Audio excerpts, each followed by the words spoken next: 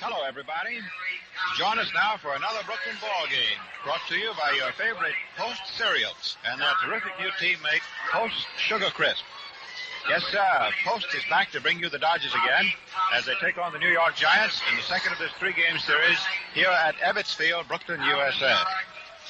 This is the old redhead, Red Barber, and Connie Desmond will be along in the middle of the ball game, and between us, we'll take care of the play-by-play assignment. And your seat behind home plate today, no matter whereabouts in the United States you are, your seat is reserved thanks to your loyalty to Post cereals and your all-out cheers for sensational new Post Sugar Crisp. So with Post as your host, let's look around here at Ebbets Field and see what's on the docket. Public address announcer Tex Ricketts is busily going down the respective batting orders, and as you can gather by the cheers, this locale being Brooklyn, he's giving the Brooklyn batters. The starting pitchers will be Jack Kramer, the veteran right-hander who was sold by the Boston Red Sox during the winter to the New York Giants. Kramer will be making his debut in the National League. Jack Kramer will start for Leo DeRoche's Giants, and Dan Bankhead, the first Negro pitcher in the history of the major leagues, will get his first starting assignment for the Dodgers. When Bankhead was up and broke the ice a couple of years ago at Brooklyn, he only got in 4 games and on every occasion was a relief pitcher. So this is his major league starting debut, and so thus it's a big afternoon for both of these right-handers. Kramer last year with the Red Sox won 6 and lost 8. He had a big year with Joe McCarthy, if you'll recall, in 48 when he won 18 and lost 5.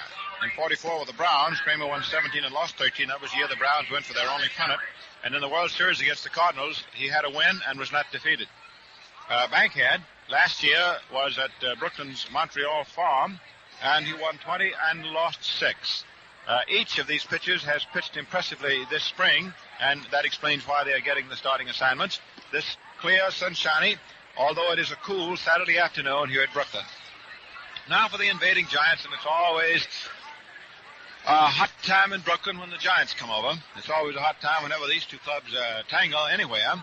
Ed Stanky is leading off for the Giants. Whitey Lockman hits number 2 in left field. Third baseman Henry Thompson is batting third for New York. Rookie Don Mueller, M-U-E-L-L-E-R, is in right field. Center fielder Bobby Thompson. There are 2 Thompsons. Center fielder does not spell his name with a P in it. It's just T-H-O-M-S-O-N. Bobby Thompson in center. Alvin Dog, who came to the Giants along with Stanky from the Braves in that big winter deal. Dog is at short. Jack Hoshman, the rookie first baseman, hits 7th. Wes Westrom is catching, and Kramer is the pitcher. The umpires have just come out, and there's a conference at home plate between the 3 wearers of the blue serge suits. Groundkeeper Ed Durham, Alvin Dog bringing up the batting card for the Giants, and Captain Pee Wee Reese bringing up the batting order for the Dodgers. And the Brooklyn batting order that Reese has on his card is in this wise. Reese himself leading off at short. George Schuber is in left field. Jim Russell is in center field. Duke Snyder is the regular center fielder, but he has a heavy cold, which has given him some trouble. He missed the exhibition games of last weekend at the stadium with the Yankees because of this same malady. So Russell is in center. Russell played left yesterday. His first game was a Dodger. They got him from the Braves during the winter, and he had a home run and a triple. Jackie Robinson, the defending batting champion and the league's most valuable player.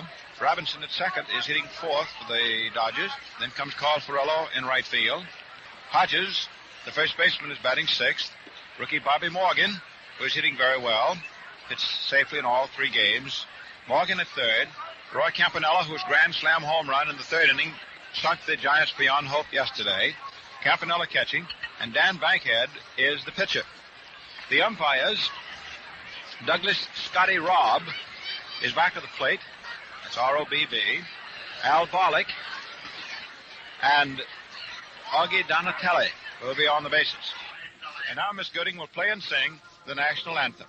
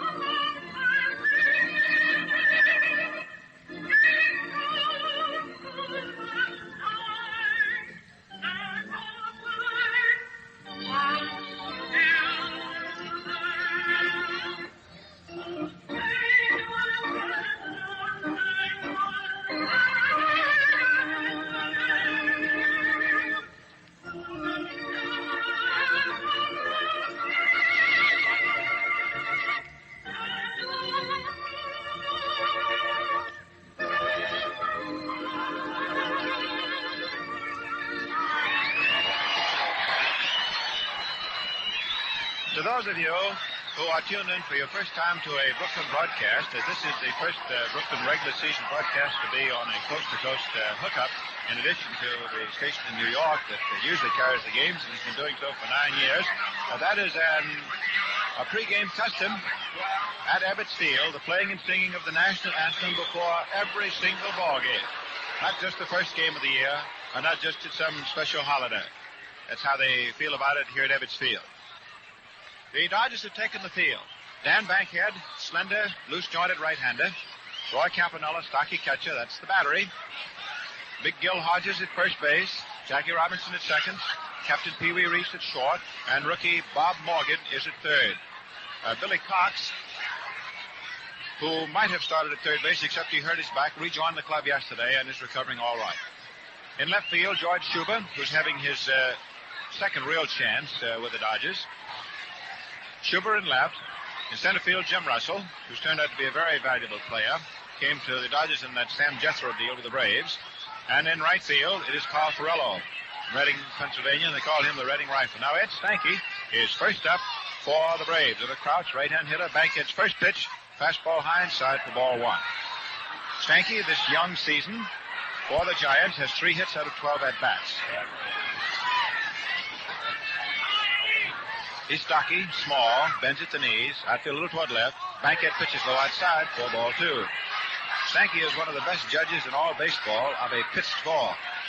He holds the National League record for bases on balls, and nobody gave him any deliberate walks because he was such an awesome hitter. He just earned those walks. Bankhead throws outside with a curve, that is behind ball three. 3 balls, no strikes. This is a momentous occasion for Bankhead, trying to make the Brooklyn club. It's his first start in a major league game. Leo DeRosa, the Giant manager, his own third base coach. Freddie Fitzsimmons is coaching at first. Now the 3-0 pitch. Ball 4, and Stanky walks, throws his bat away, and off the first he trots, so Bankhead walks the first man he pitches to without throwing him a strike. And that's a bit of a danger sign, and here's Robinson coming in from second base. Campanella goes out to the mound. Post Cereals, very happy to be your host. P-O-S-T, Post. And the newest of the Post cereals is Sugar Crisp. Grand cereal and a swell snack. And it's the hottest thing that's come down the road. Look for them in the cellophane bag at your friend the grocer's here. And in addition to the words Post and Sugar Crisp, you'll notice there are 3 little honey bears right on the front. Bankhead in Montreal last year walked about as many fellows as he struck out. He walked 170 and struck out 176. Buddy Lockman, left-hand hitter for the Giants, batting at .333. Takes a call strike. Bankhead came down with his change. He slowed up on it and had it over. Campanella is most apt to make a pitcher use a change-up ball when he is getting wild. In other words, he makes him stay away from the fastball. Hodges holding first against Stanky, who's not too fast to runner. The Brooklyn infield halfway up, ready to go either way on a ground hit ball or a bunt. Outfield toward right. Lockman pulls. Fast curve swung on a fly ball out into center. Right to Russell, who comes in. He can't get it. He gets away from the ball. Suddenly sunk. Stanky goes on to second base and holds on. Russell seemed to have that ball right there up against his belt buckle. He just stood waiting. We said it was right after Russell. Then suddenly at the last moment, he ran in a step and dove for the ball and had to trap it. The ball must have suddenly sunk.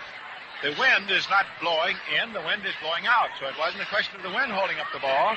It was a question of that ball probably sinking. Sometimes those line drives do that.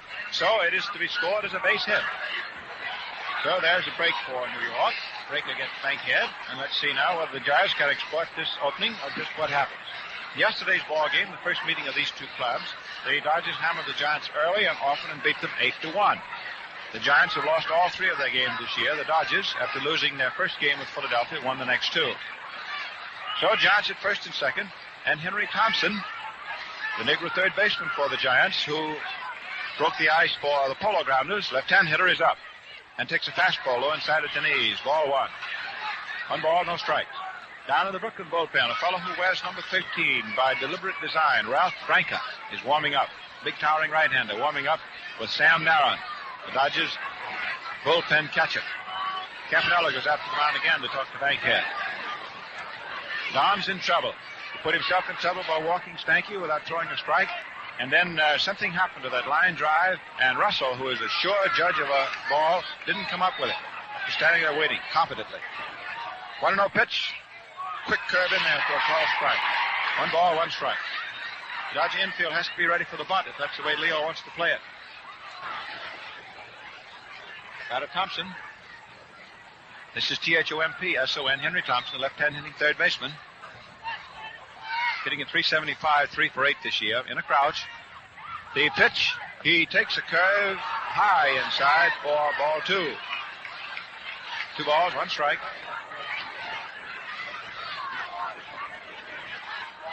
Bankhead, born in Empire, Alabama, makes his home now in Memphis, Tennessee, 6'1", 185 pounds, and probably the loosest looking fellow on the mound you ever saw.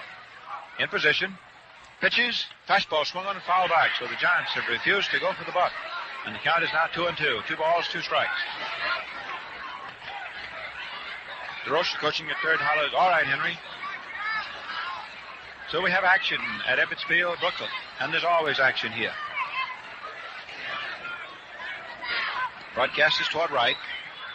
Groundkeeper Ed Durham, under the supervision of business manager Jack Collins, got this ballpark manicured to where it looks like you could eat off of it any place you wanted to. Henry Thompson steps out. Got Tyler waiting. 2 balls, 2 strikes. No score. The Giants threatening here in the top of the first inning at Ebbets Field. Bankhead in position. Henry Thompson crouches. Severe crouch. Left-hand hitter. Right-hander deals. Curve. Tip. Foul. And it's 2-2 still. Campanella was fighting it like it was a mad bumblebee trying to hold it. But he couldn't do it. Catchers are not expected to hold foul tips. There's never any error charged against them. Any criticism leveled if they do not hold them. If they do hold them, fine. If they don't, well, that's the way it goes. Now let's see. Bankhead coming to his stop. Looks at second. Deals. Curve way outside for ball 3. He was a long way away from the plate on that one. 3 balls, 2 strikes. Dan Bisley chewing gum out there. He doesn't look like he weighs 185. He is so bony and angular, and he has a tremendously loose hip motion. Stanky at second, Lockman at first. Stanky not too fast at second. Lockman can fly at first. Infield and double play depth. 2-2 count. They might be running. Let's see. They pitch, they don't go, and it's a curveball drilled out into right field. It's up against the wall for an extra base hit. Perella plays it on the bound. Stanky's coming around third toward the plate and scores on the single, and in the third goes Lockman, and it is 1-0 New York. And DeRoche was right when he didn't bunt Thompson when he produced that base hit. So the Giants have gone out in front and lead 1-0, have men at first and third, and nobody out. Looks like you got in here just in time because the pot is bubbling here at Brooklyn.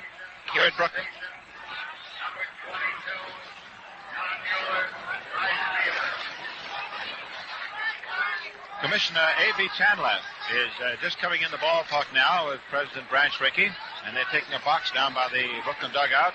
See there also from the commissioner's staff is Dick Butler. Business manager Jack Collins down there with them. The commissioner was at Yankee Stadium yesterday. Ebbets Field today. Bankhead making his first major league start. Got nobody out, pitching to his 4th hitter. Delivers. Curveball swung on, hit down to Robinson, who's up with a first release, the second one out. For the first, double play, and Lockman scores from third, and it's 2-0 in favor of the Giants. So Mueller bangs into a DP. It's the first double play that the Dodgers have come up with against the Giants, and their 3rd double play of the year. Lockman, of course, cruised in from third on the double play, so the Giants have 2 runs in. Under the present scoring rules, Mueller cannot be credited with an RBI. Because the run scored was banging into an infield twin killing. Robinson to Reese and on to Hodges. So 2-0 favor New York. Both runs earned. And here is Bobby Thompson. Right-hand hitting, very tall center fielder. Bankhead delivers a curve swung on, is beaten down to the big foul. Strike 1. This kid, Bobby Thompson, was born in Glasgow, Scotland. So he's come a long way, hasn't he? However, as an infant, his family moved to Staten Island, one of the 5 boroughs in New York, and he came up with the Giants rather than with the Dodgers. He never was a Dodger fan. Wonderful ball player. Hit .309 for the Giants last year, 6'2", 190 pounds. Backhand pitches, fastball swung on, foul back. No ball, 2 strikes. Leo DeRocha will tell you that he believes that this fellow up at the plate, his center fielder, Bobby Thompson, Thomson, can, in 100 yards, outrun anybody in baseball. He says he doesn't know whether Thompson can outrun Jethro of the Braves at 60 yards, but he knows he can at 100. Believes he can. This fellow can fly, long stride. Pitch, strike 3, back to the order. So Banquez settles down after looking to be right there in the pickle bat. 2 runs for the Giants on 2 hits. The double play finally turned the tide. So it's 2-0 in favor of the Giants, and the Dodgers are coming in for their first licks for the afternoon. And look here, friends. Here's just a simple point-blank question from the old redhead to all of you. Do you eat cornflakes? Chances are you do. But look, here's the important thing. There's a difference in cornflakes, a real difference.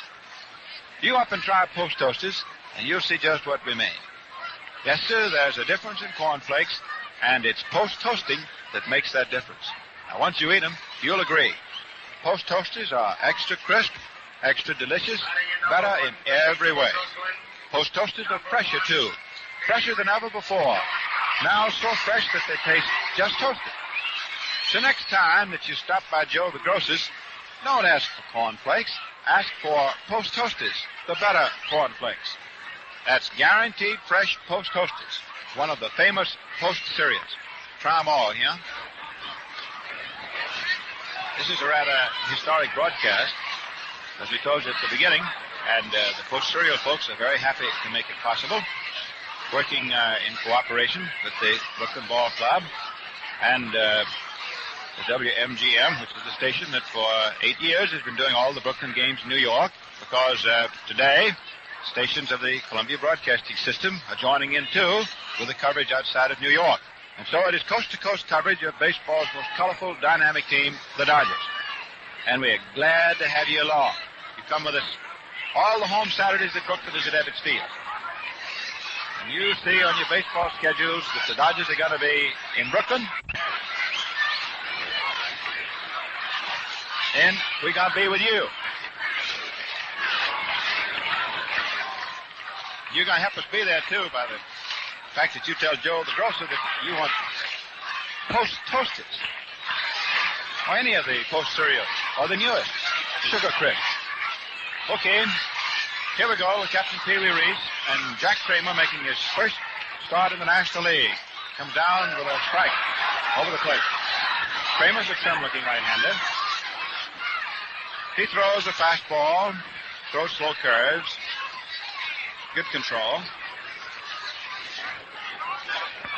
Reese is 3 for 14, hitting a 214 right now. Kramer pumps, kicks, throws.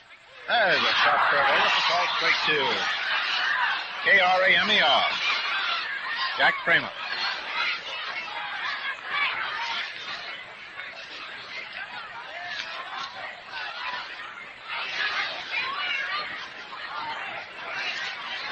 He's well along, 32 years. Outfield shaded toward left. Reese swinging from the end. Swings, and there's a high pop fly in the short left center. Left fielder Lockman's in. Under it, and he takes it for out number 1. So we have 1 up and 1 gone for Brooklyn. Last of the first inning. The Giants leading 2-0, and this is baseball's most heated rivalry. Giants and the Dodgers. And DeRocha and the Giants trying so hard to win their first one.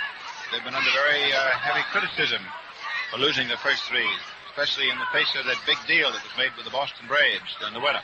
You know, when Stanky and Doc came from Boston to New York, and the Giants sent Sid Gordon, Willard Marshall, Buddy Carr, and Sam Webb to the Braves. And then the first 2 games of the season, the Braves played the Polo Grounds, won them both. And then the second game, Gordon hit 2 home runs, won a grand slammer. Boy, that's really having that boomerang come back and hit you right between the eyes.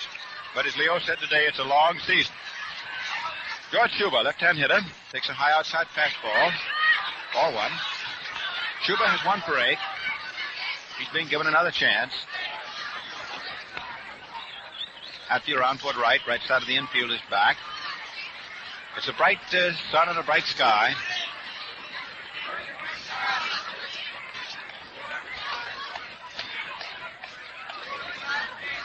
Pitch. Slow curve right over for a call strike. Kramer's one of these fellows that pumps and hitches and tries to catch you between swings. Pitches a great deal of the style of Preacher Rowe, by the admission of Kramer's new manager, DeRocha. Milton Stock is the Brooklyn third base coach. Jake Fittler, old Sugarfoot Jake. This is his 56th birthday. Fittler coaching at first. Westrom gives the sign. Kramer pitches, and Schubert takes a fastball low outside for ball 2. Kramer kicked on it, asked where the pitch was, and played umpire Rob motion outside. Third baseman Henry Thompson is about 3 full steps over towards short. Shortstop Doc is almost directly behind the bag. The outfield is swung drastically into right, and they're playing Schubert wider than I've seen any ball club play him, full toward right field. In other words, straightaway left field is wide open, and inside third base it's wide open. Schubert takes a curve over good for a call second strike, 2-2. 2 balls, 2 strikes. They really ganged up into right field on this fella. Fittler hauling down from first base. Come on, George, you're the fella. Jack Kramer with 1 out, pitching his first inning in the National League. He's fidgeting around out there on the mound. There's nobody on base. Pumps once, pumps twice. Right-handed kicks high, throws. Fastball swung off. Drilled deep out into right center field. Back goes Thompson, way back in the corner, and makes the catch 390 feet away in the right center field corner. First Schubert tagged it, but it's just out number 2. 2-man gone, and Jim Russell playing his second game as a Dodger. He's a switch hitter, or some people say a turnaround hitter, and he's batting left-handed against right-hander Kramer. Russell went 2 for 4 yesterday. He hit a home run, and he hit a triple. And for every home run that is hit in a Brooklyn ball game or every shutout pitch, there is an award of a case of Post Sugar Crisp. So Russell collected yesterday. The pitch, fastball on the outside. Ball 1. Kramer monkeys around, pitches here, pitches there. Al Barlick, the first base umpire, just noticed that the bag had been kicked a little bit out into foul ground, so he runs up there and kicks it back into fair. Attention to small details, very important. Umpiring, anything else. Slow curve outside to Russell, and it is ball 2. 2 balls, no strikes. Doc is coming in from short and is talking to Kramer. Apparently, Doc must have noticed that Kramer has kicked on a couple of decisions at the plate. Maybe he's saying something to him.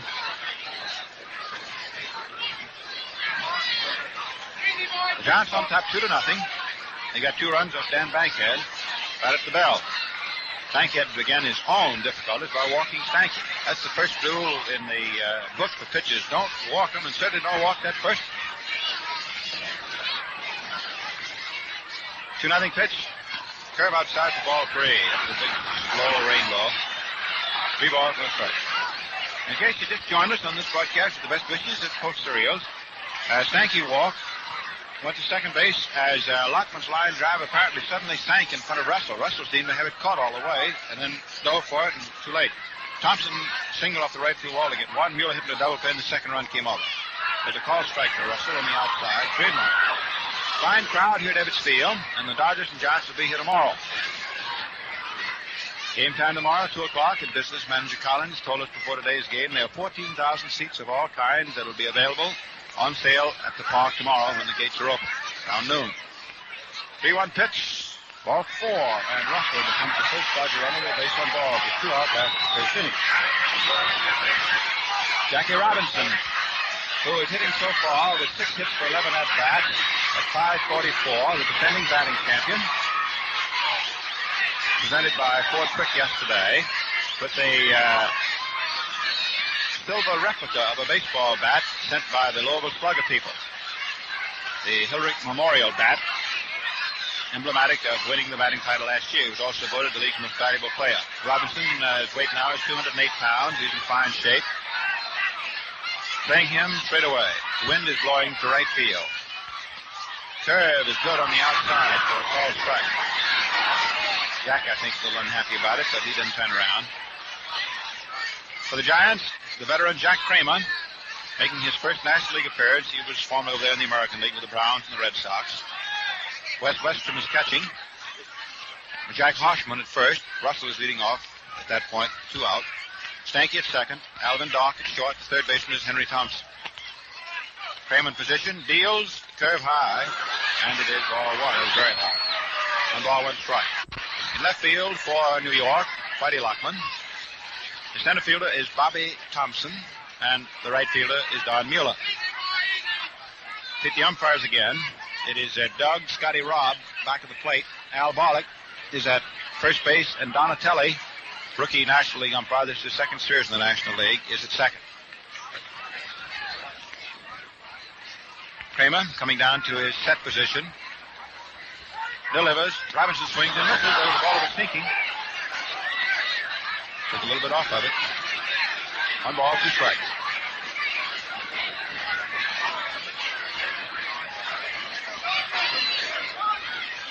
Crowd's sort of quiet for the moment, but they don't stay quiet at Brooklyn long.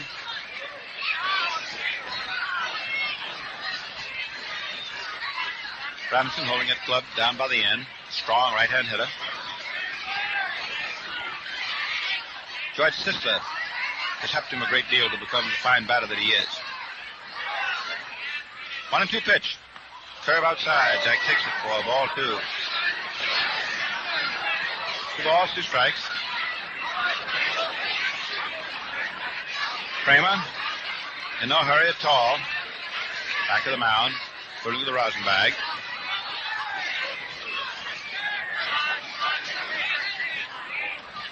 Two and two.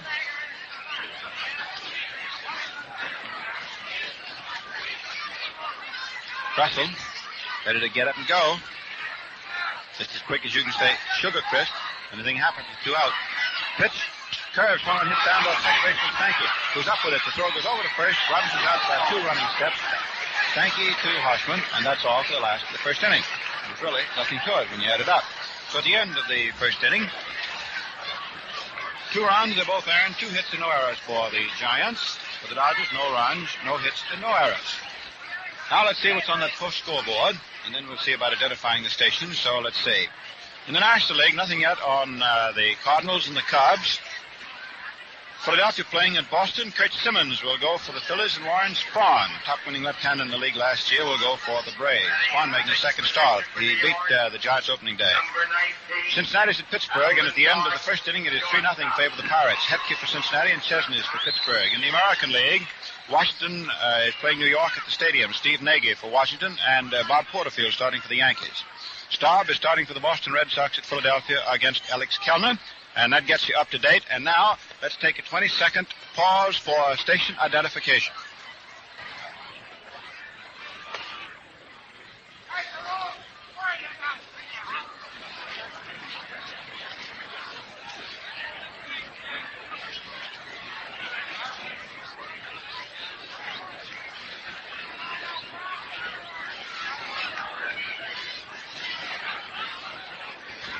Hello, everybody, and those of you who may have just joined us, this is Red Barber speaking to you for Post Cereals from behind home plate at Ebbets Field, Brooklyn. The Giants are at bat in the second inning. Alvin Dock first up, and New York is ahead of Brooklyn 2-0. Dan Bankhead for the Dodgers delivers a fastball that's drilled in for a called strike. Dock is hitting at .417. He's gotten off to a good start with the bat. He has 5 for 12. He's a fine ball player. Open stance, feet wide apart. Takes a curve for a called second strike. Nothing in 2. No balls, 2 strikes.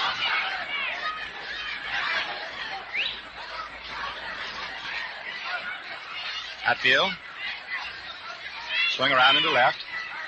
Infield is up a step because this fella can run. Dock. Backs out of there. Takes the heavy end of his bat, knocks the play out of his spikes. The infield has been treated with Molder sand this year. It has a darkish gray color. But it's still free, and Bankhead strikes him out. Back makes Dock chase a low outside hook. Second strikeout for Daniel. And rookie Jack Hoshman stepping up. Harshman.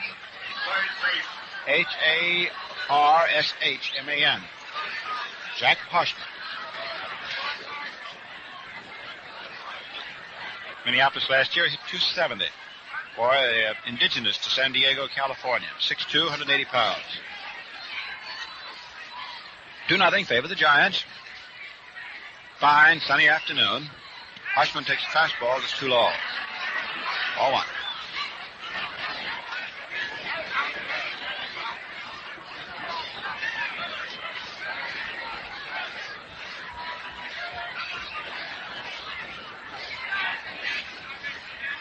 Throw.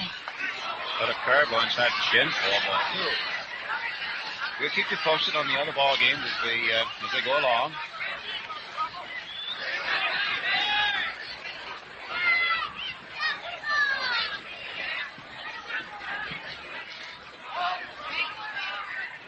Bankhead pitches 2-0. Call strike. The end of the first inning in the ball game between the Washington Nationals and the New York Yankees is 1-0 favor the Yankees, who have gotten off to a good start this year. The Red Sox are leading at Philadelphia over the Athletics 3-0 at the end of an inning and a half. The end of 2 innings now, Philadelphia, Boston in the National League. It's no score. The 2-1 pitch to Hoshman, foul tip, and it's now 2-2. The Cincinnati-Pittsburgh game is now at the end of 3 innings, and it is 6-1 in favor of the Pirates behind Bob Chesney. Hetke, who started for Cincinnati, was replaced in the second inning by Kirk Peterson.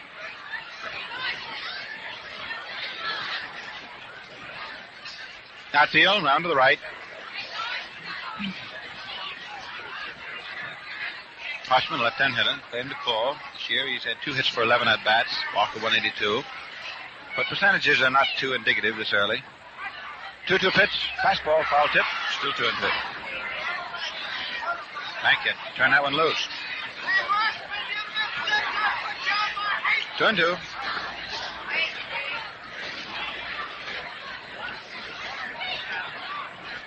Dan steps up on the mound. He can throw that ball.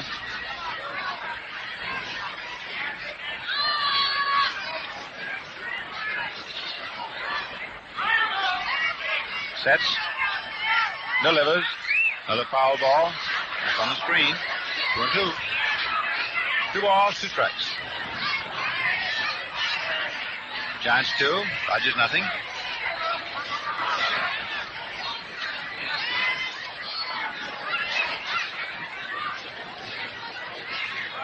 The wind is rather gusty this afternoon. At times it is strong, then it seems to slow down.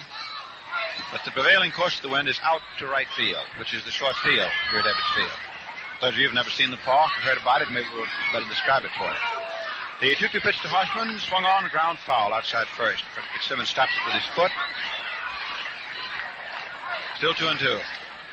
Right field at Ebbets Field is one of the famous fields in all athletics, not just baseball alone. It's a concrete wall in right field, which goes up 20 feet off the ground. Then there is an additional 20 feet of wire screen on top of it. So the right field fence, while it is short here at Brooklyn, is very high. It's 40 feet high. So you just don't pop one into Bedford Avenue, which is a big 6-lane highway in back of it, on just a little bunted ball. 2-2 pitch. The curve just missing low inside. And Bankhead and Campanella are both unhappy at Robert's call on that. It's ball 3. 3 balls, 2 strikes. Bankhead really wound up, and he can wind up on himself, too. The distance down the right field line at Brooklyn, which is relatively short, is 297 feet. Bankhead stands at the back of the mound. However, in right center field, the wall standing away is 395 feet.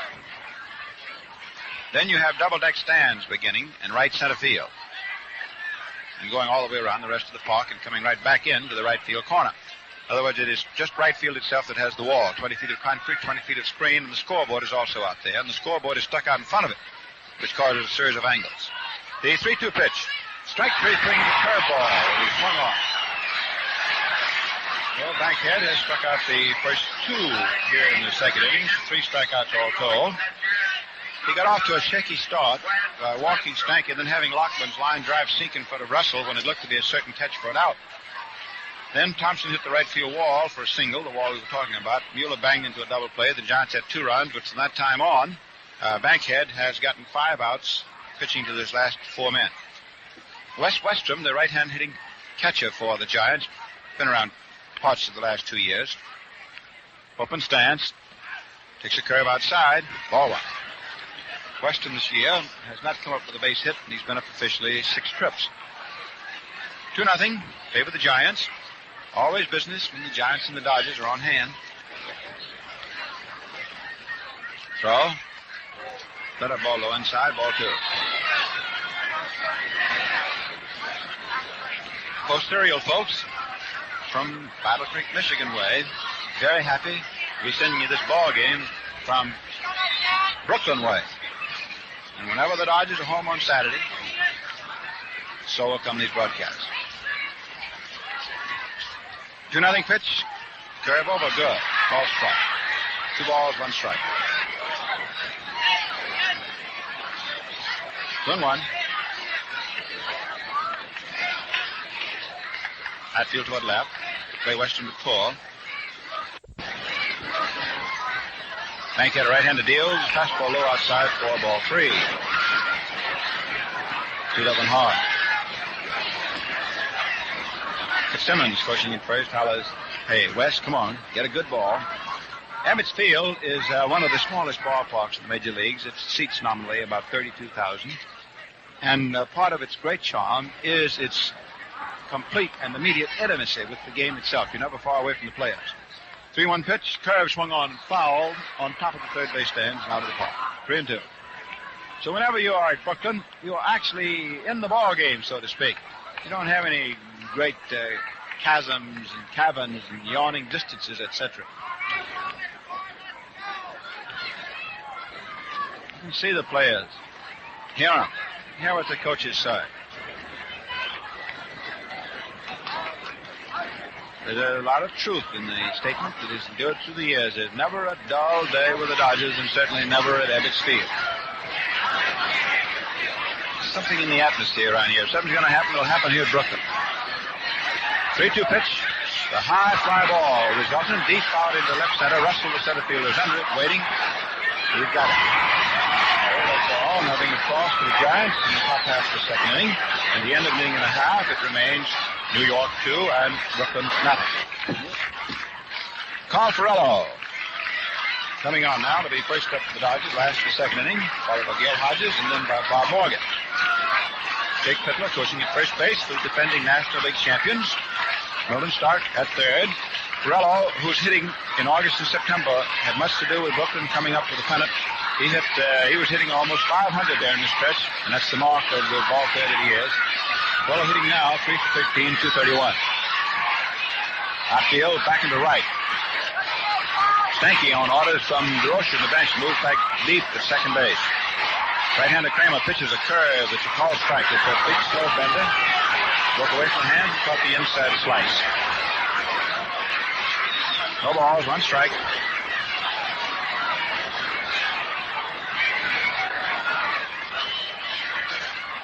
Throw has something in his eye. Steps out of the box for the moment.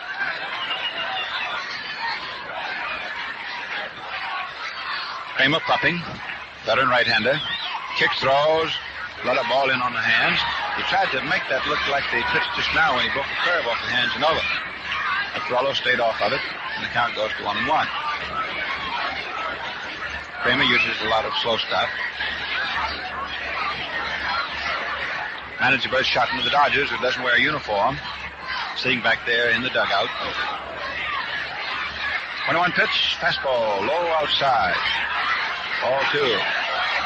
First the slow curve, then the slow pitch up on the hands, trying to look like that slow curve again, but it didn't, and then the fastball trying to crisscross on the outside.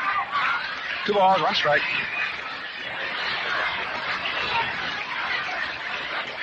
Ferrello choking his stick just a little. He's quite strong.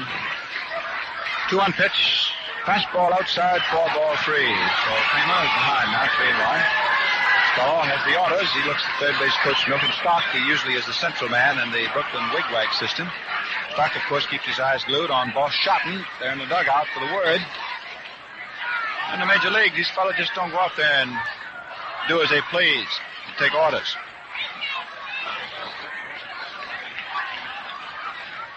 The 3-1 pitch. Swung on. Hits sharply down to short. Alvin Dorff is up with it. Plenty of time for the throw to first. Pitch is accurate to the hospital, and Ferrello's out by 2 steps. So Carl was hitting and grounded out short to first. Number 14. Gil Hodges, big first baseman, stepping up.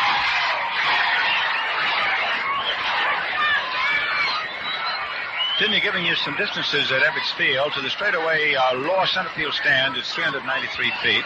Right center field to the lower stands, double-decked out there, 351. And in the left field corner, 348. Big Hodges has really been hotter than a $2 pistol. Hitting at 700, 7 for 10. Big, strong, strapping right-hand batter, outfield toward right. Takes a fastball for a call strike from the outside above the knees. Hodges is a magnificent athletic specimen. I don't know of anybody who has ever seen him that wants any part of it.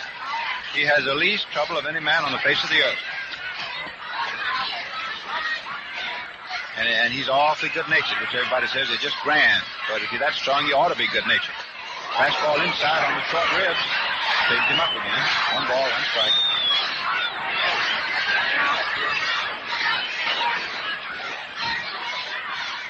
One and one. Outfield deep, round toward left. Hodges is just coming into his own as a ball player.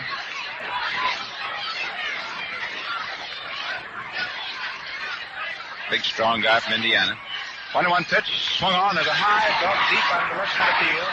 Way back, Thompson goes back close to the stand. It's in there for a home run.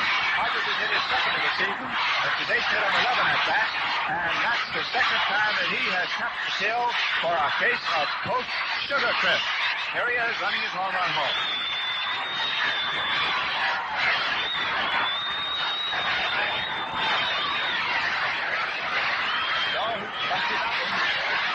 Way out there where it caught 390 feet in the lower left center field stands. It gives Gil 2 home runs, 3 runs batted in. 8 hits for 11, and Bobby Morgan, who has 7 hits for 13, breaking in as a rookie. Stocky, blonde, right-hand batter. Morgan hitting at 538 is up there. So the Dodgers break through, and it's now a 2-1 game favor the Giants. Morgan takes a good curve, call strike. Looks like you said that Hodges is big and strong just in time.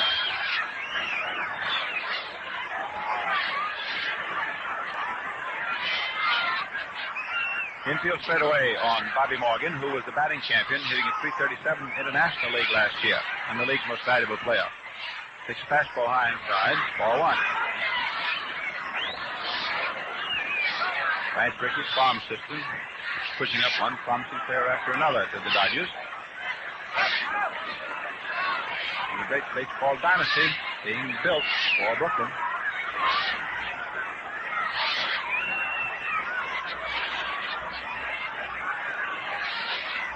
Kramer wants to pitch with another baseball, so an exchange of agates is made. That any argument about plate umpire Rob. The ball on the strike. 1 out, Morgan up. Giants 2, the Dodgers 1. We'll bring you up to date on all the games on the post scoreboard as soon as the second inning is concluded. So you hang around here. 1-1 pitch, curve swung on, hit foul outside third base. That was a pretty hot shot.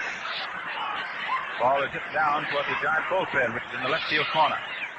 The Giants and the visiting teams at Ebbets Field used the dugout on the third base side and the bullpen in the left field corner. The home club, the Dodgers, used the dugout on the first base side and the bullpen in the right field corner.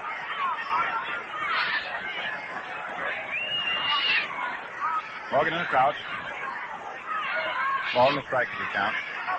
Kramer pumps once. Veteran right-hander pumps again.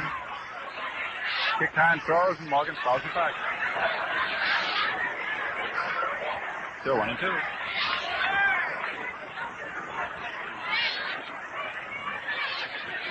$55 baseball is taken out by the umpire's ball boy. Doc from distance guard had a little visit to the pitcher.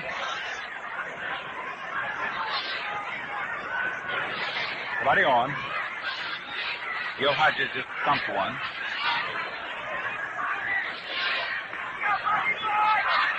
So, curve one on, and Hodges puts the ball out to the left field corner. Lockman goes over and makes a nice catch of it. Still out number 2. Lockman can go. Two down, and Roy Campanella, who really hit one for our case of Sugar Crisp yesterday, a grand slam home run, the first in his major league career. Campanella stepping up. Roy has 3 for 7 this year, hitting at .425. He's rated by a lot of knowing baseball people as the best catcher in the game. Bar none. Stocky, powerful, catch every day. At field, down toward left. Kramer delivers, and Campanella sits down. The ball right at his spot. Down he went.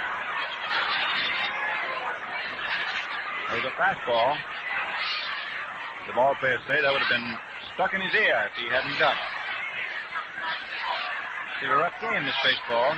You don't think so?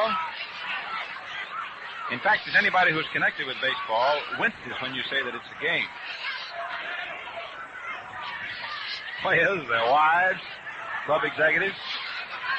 It's a business and it's a rough. Okay. Kramer deals and Campanella swings and fouls it off. Fastball coming in there. Took just a little bit off of it. 1-1.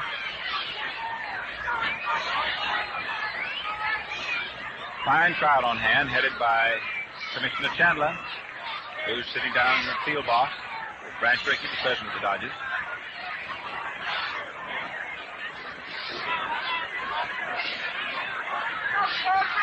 One pitch. Ball strike on the outside. Two other knees. 1 ball, 2 strikes. 2 men out. Giants leading by a tally, 2-1.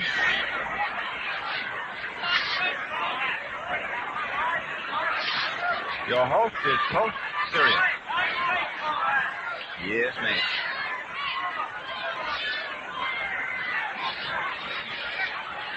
Kramer has a little trouble reading his sign, hung out by Weston.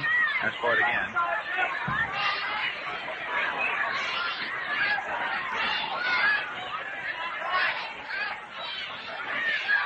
One and two pitch, curve, outside. Ball 2, 2-2. 2 balls, 2 strikes. The breeze is now blowing steadily and rigorously out toward right. It's a wind that would help a high drive hit toward right field. Would hold up to some degree a high fly ball hit out into left. Would help on the bias, the ball hit high out into center. 2-2 pitch, curve swung on and hit out to right field. There's Mueller back up against the scoreboard waiting for it. He makes the catch to Campanella into the top. So, Hodges salted one, and it's a run and a hit. So at the end of 2 innings, 2 runs, 2 hits, and no errors for the Giants. 1 run and 1 hit, and no errors for Brooklyn. All right, we promised there'd be 7 on that post scoreboard. Well, let's take a look around. The Cardinals, who won their first game and have lost their next 3, are at Chicago, where Bob Rush of the Cubs shut them out yesterday, 2-0. And Staley, who pitched the opening game and the 1 victory for the Cardinals so far, is going for St. Louis. Bill Boiselle, who is now with his 3rd ball club in the league, from the Giants to the Braves and now to the Cubs. Boiselle is making his first start as a Cub for Chicago, big right-hander. Philadelphia's at Boston. Kurt Simmons was counted on so much by Philadelphia, that young hustling club that Bob Cobbin has put together. Simmons starting for Philadelphia, and Warren Spahn, who's already pitched and won a ball game, and a complete one for the Braves. No score end of 2 innings. End of 3 innings, Cincinnati-Pittsburgh. It is 6-1 favor the Pirates. Chesney's for Pittsburgh. Hetsy started, and then Kent Peterson for Cincinnati came on the 2nd inning. In the American League, Washington lead off 1-0 favor the Yankees into the 1st inning. Boston and Philadelphia, it's 3-0 in favor of the Red Sox over the Athletics. Nothing yet on Chicago, Detroit, or Cleveland, St. Louis, but we'll have results later.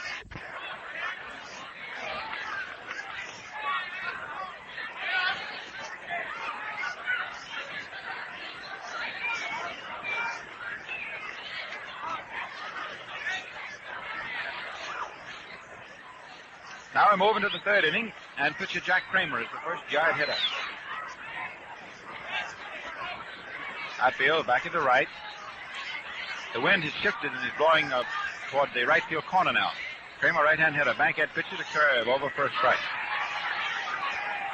Kramer hasn't been up in the National League this year, so of course we don't have any batting percentage for him.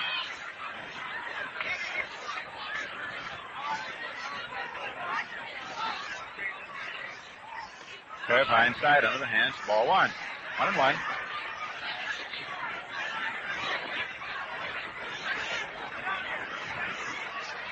Things going quietly to the second. They won't stay that way long here at Brooklyn. 2-1 favor the Giants. Bankhead's pitch. Fastball is timed inside for ball 2.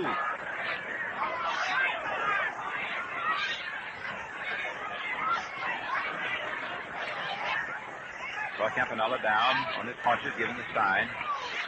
And a steady target thereafter. Pitch. Call second strike. Fastball on the outside.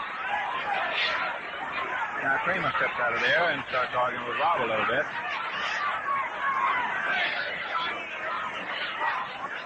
Two and two. Drosha is howling from where he's coaching at third base to Rob.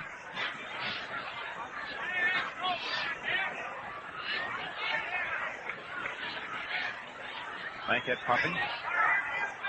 Loose right-hander pitches 2-2. Curve swung on to the high fly ball in close to the left field foul line. Kluber's over. He's under it, and the left fielder has it. 4 out, number 1. For Kramer is the fire. 1 up and 1 away. Here's Ed Stanky, who drew the base on balls to begin the ball game. And was later turned into a run. First to the Giants 2. The first 3 men for the Giants got on. And nobody else has gotten on. 2-1. Favor New York over Brooklyn. Kramer putting on his jackets, going back in the dugout. Stanky is hitting at 250, 3 for 12.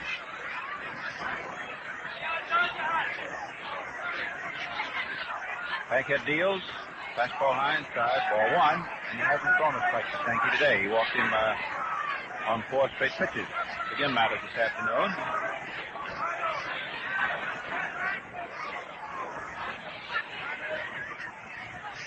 Don delivers. Fastball over 4, a strike. There's one. That's 1-1.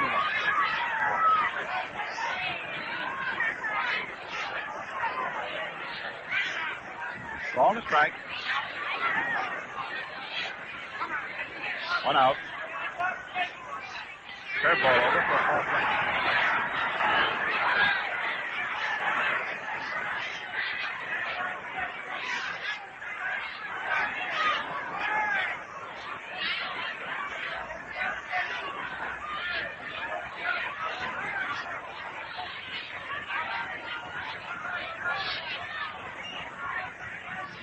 Throw, low outside. Now 2 and 2.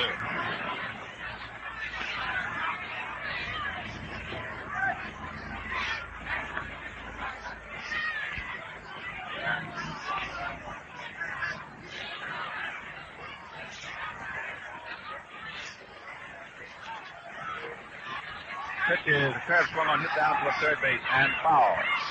It's still 2 and 2.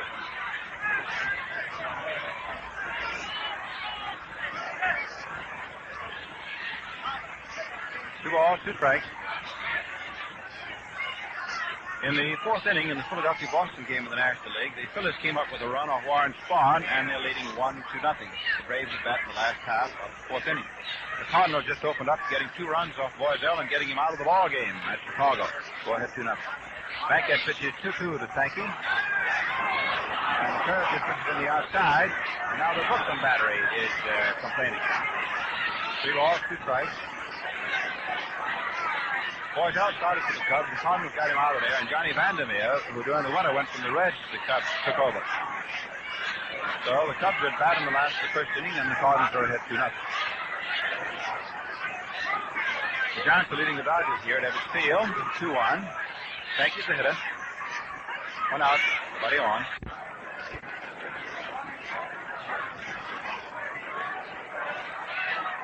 Three-two pitch. Outside the ball 4. So Stanky for the second straight time goes to walk. Picked up 2 walks given up by Bankhead. Whitey Lockman, who singled into center field. First inning. He's hitting at 375, 6-16. Is up to his second at bat. The Pittsburgh Pirates at the end of 4 innings are now leading the Reds 9-1 in the Pittsburgh game. Beard has hit a home run. Westlake has hit 1 to give him 3 in 2 days. Fernandez has hit 1, and Kiner has hit 1, his second in 2 days for the Pirates. Bankhead starts to get ready and then throws over to first. Sometime. He's learned a great deal since he first got a chance for the Dodgers a couple of years ago. Comes down.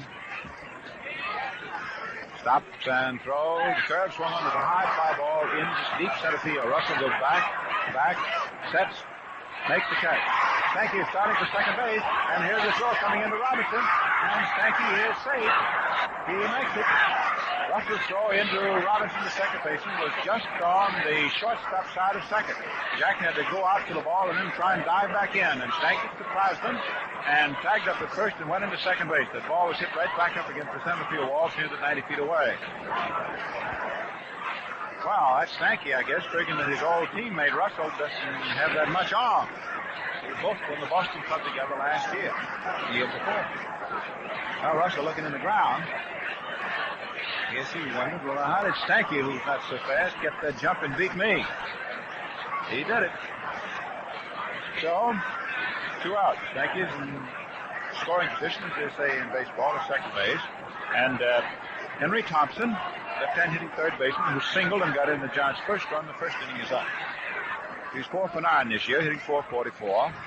It's 2-1, favor New York. Bankhead delivers. Curve is low. Ball 1. 1 ball, no strikes.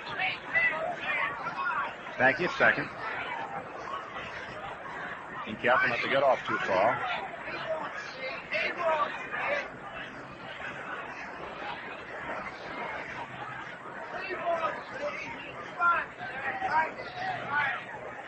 The pitch. Fastball low inside. Ball 2.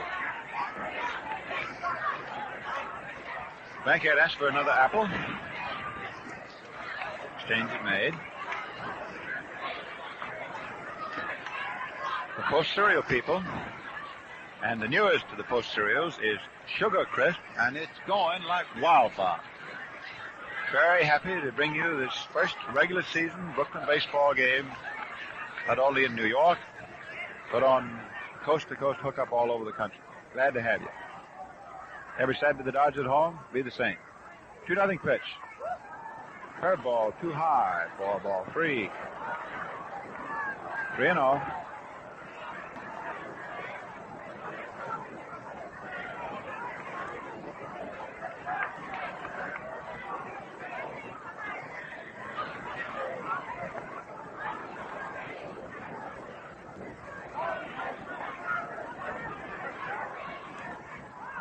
This is no automatic strike setup, not with the man at second base.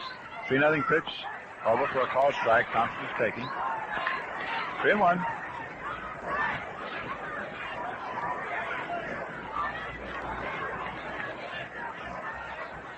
Henry is probably on his own up there to hit if he pleases. Spot like this. He's been hitting very well this young season. Right-hander Bankhead in position. Check second. Delivers. High outside for ball 4. So Thompson walks. That's the third walk given up by Daniel. Men at first and second. 2 out. Top of the third. Campanella goes out to the mound. Talks to the pitcher.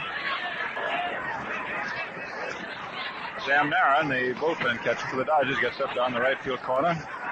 Hands a baseball over to Ralph Franca. And the big right-hander who wears number 13, he's one of 13 children, gets up, start warming again for the second time. Franca was throwing steadily, wasting no opportunity to get hot in the first inning when the Giants got their 2 runs, and it looked as though the Bankhead was in one hit of being out of there. Managed a shot, and of course, there's a lot of patience. The Giants opened up in a hurry. Now let's see, Don Mueller, the left-hand hitting rookie right fielder, in a crouch. Takes a high outside curve for ball 1. Stanky off second. Henry Thompson, who can run off first. They're ready to take out. 2 men retired. 2-1, New York. The pitch, curve swung on. There's a high pop fly in the short left field. Shortstop Reese is back. He's under. Shortstop's under and has it. Out number 3, and the John Stretch goes by the boards. No runs, no hits, and 2 men left. A wise man seldom makes predictions about baseball or anything else, but when something's practically surefire, you can't resist. And if ever I saw success in the making, it's our new Post cereal, Sugar Crisp. In city after city, wherever it's been introduced, Sugar Crisp has been a smash hit overnight. So when we say it's going to be one of the biggest selling cereals in America, We are not just moving our molars. Have you tried it yet? Sugar Crisp, you know, is made of delicious big wheat puffs toasted with sugar and honey. You just add milk or cream, and you've got yourself a truly tantalizing breakfast dish. In fact, friends, Sugar Crisp is so good you'll want to eat it right out of the bag. For breakfast, it's dandy. For snacks, it's so handy. Or eat it like candy. Get a good supply at your grocer's, will you? Look for Sugar Crisp in the red, white, and blue bag with the 3 brown bears. It's a Post cereal. Well, let's take 20 seconds now and hear who everybody is. We'll pause for station identification.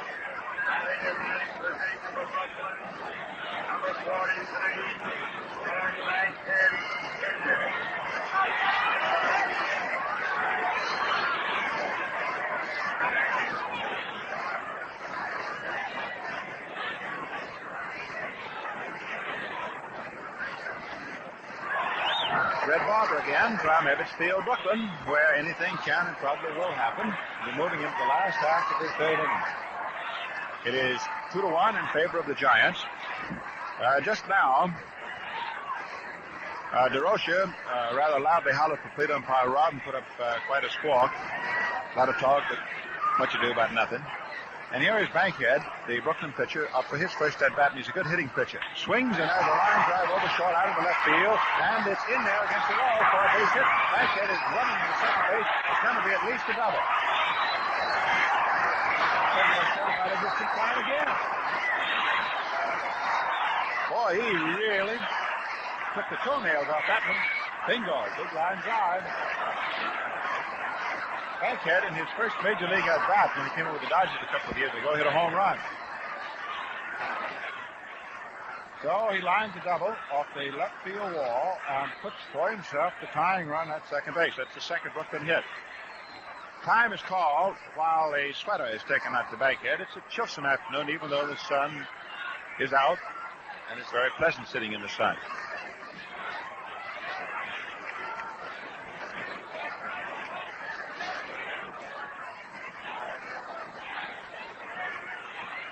Stan Strahl, the Brooklyn bat boy, has just carried a jacket, a windbreaker, out to Bankhead.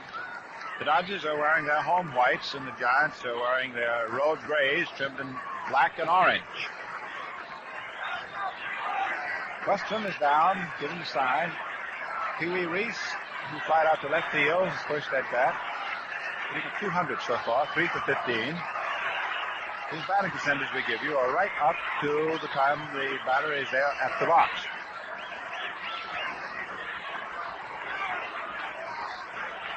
Bankhead, who can run off second, nobody out.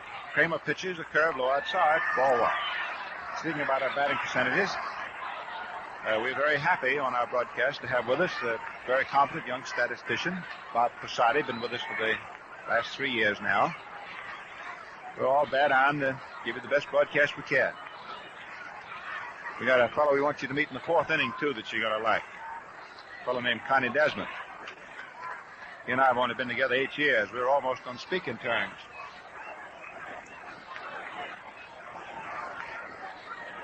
Reese backs out of there. Kramer, who has been just fussing around, now is up on the mound finally. He's in no hurry. Reese leading in. Infield upper step. The pitch is over. Fastball for a call strike above the knees. It was a fastball just a little bit taken off. Kramer is a change of speed pitcher. Sometimes it's hard to detect just whether he's putting on or taking off. The Dodgers are the tying run at second. Nobody out. Last of the third inning. The Giants 2 and Brooklyn 1. Kramer asks for the sign again. Steps off the rubber. Eyes on.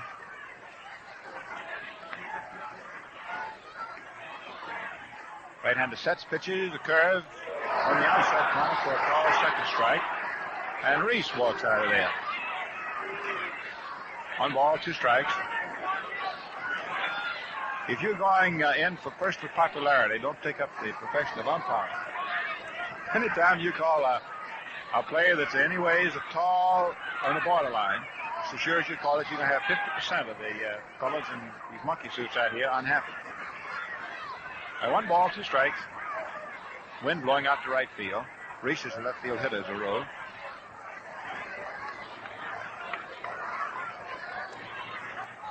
Pee-wee gets out of there, gets started waiting on Kramer.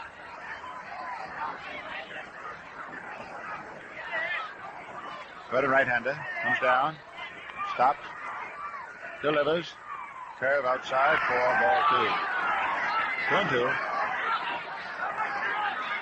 For tomorrow's ball game, Jack Collins, business manager of the Dodgers, has advised there will be 14,000 seats of all kinds on sale when the park is open tomorrow.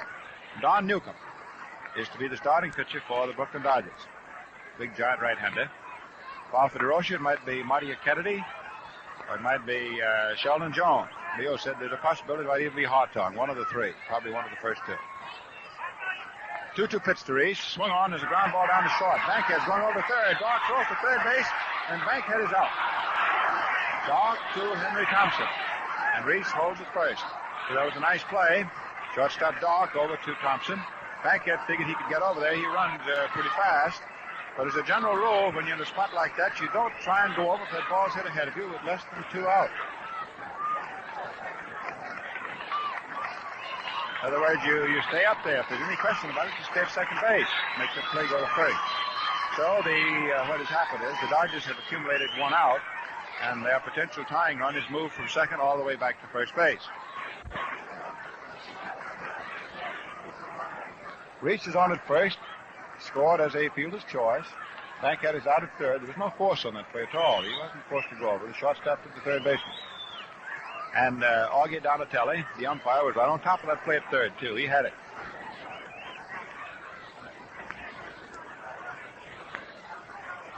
George Schuber, who hit quite a fly ball, but Thompson, who can cover a lot of ground, made quite a catch of it in the first inning. Schuber has 1 hit for 9 at-bats. Of course, if he doesn't pick up, that means that Gene Hermansky would be out there in left field.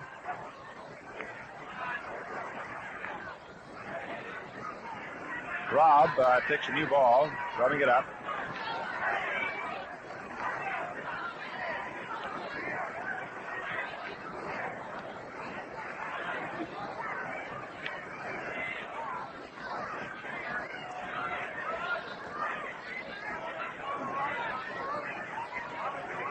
Outfield very much split right. Infield has also swung drastically around toward first base. They play Schuber as strictly a right field hitter. Reese at first. 1 retired. Giants 2. Dodgers 1. Tying run at first. Right-hander Kramer pitches, and Schuber takes an outside one. About a 3/4 speed pitch for ball 1. 1-0.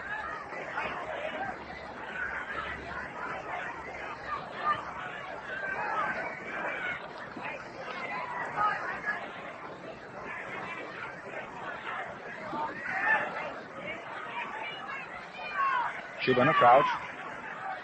1-0 pitch. Curve low inside. Ball 2. See that Eddie Brannick, the veteran and venerable, a very capable road secretary of the New York Giants, has moved over and is sitting with Commissioner Chandler now. Harold Parrott, the young road secretary of the Dodgers, is sitting on the other side of the commissioner, so the commissioner sort of learn all the facts, I guess, about how the fellows go around this league. I think he knew them already. I see Schuber up there 2-0. Takes a curve low inside for ball 3, so Kramer says, give me another ball. Over in the Giant dugout, that is the club box at the third base end of the Giant dugout, Horace Stoneham, the president of the Giants, and his assistant, Gary Schumacher, who's one of the great baseball writers on the New York Journal American before he went with Stoneham. And Stoneham's friend and fellow who calls up number 1 job rooter, it might be Toot Shore. They're sitting over there. There's a 3-0 pitch at ball 4. So Schuber walks. And Kramer has the tying run behind him at second base again. Walks Schuber right here, and that pushes Reese over to second. Second walk given up by Kramer. And the Giants are a little bit starred now. Catcher Weston goes out to the mound. Third baseman Henry Thompson comes over to the mound. There has been no activity down in the Giant bullpen where Herman Franks is holding forth. And right now, There's a little merriment going on. A balloon flew out of the left field stands, and Ray Mueller, one of the giant catchers, went out there in left field and had a little trouble trying to catch up with it. Every time he'd lean over for it, some little perverse breeze would blow it away. But he got it. I say everything happens in Brooklyn. You just wait around. It'll happen yet. Well, here's Jim Russell. Rather stung, I think, by two different plays out there in center field. One, that ball he didn't come up with in the first inning, and letting Stanky go from first to second on the fly ball he caught just now. Russell takes the fastball over for a called strike. Russell walked in the first inning.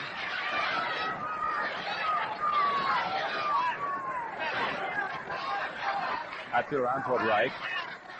Wind is blowing toward right. Knows if Russell would pull one, the wind would be with it. Kramer, of course, trying to keep it from pulling.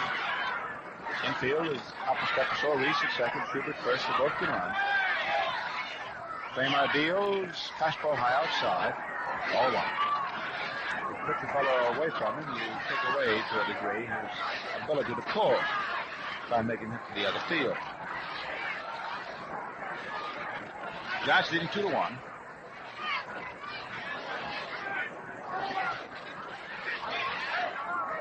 Third and final game of this series tomorrow afternoon, 2 o'clock, here at Ebbets Field.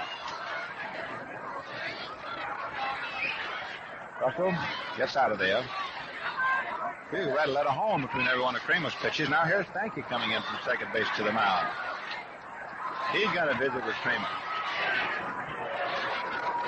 Well, it was me. I haven't got any place to go till fall. Fifth inning. At a stand. Now the stocky little second baseman goes jogging back.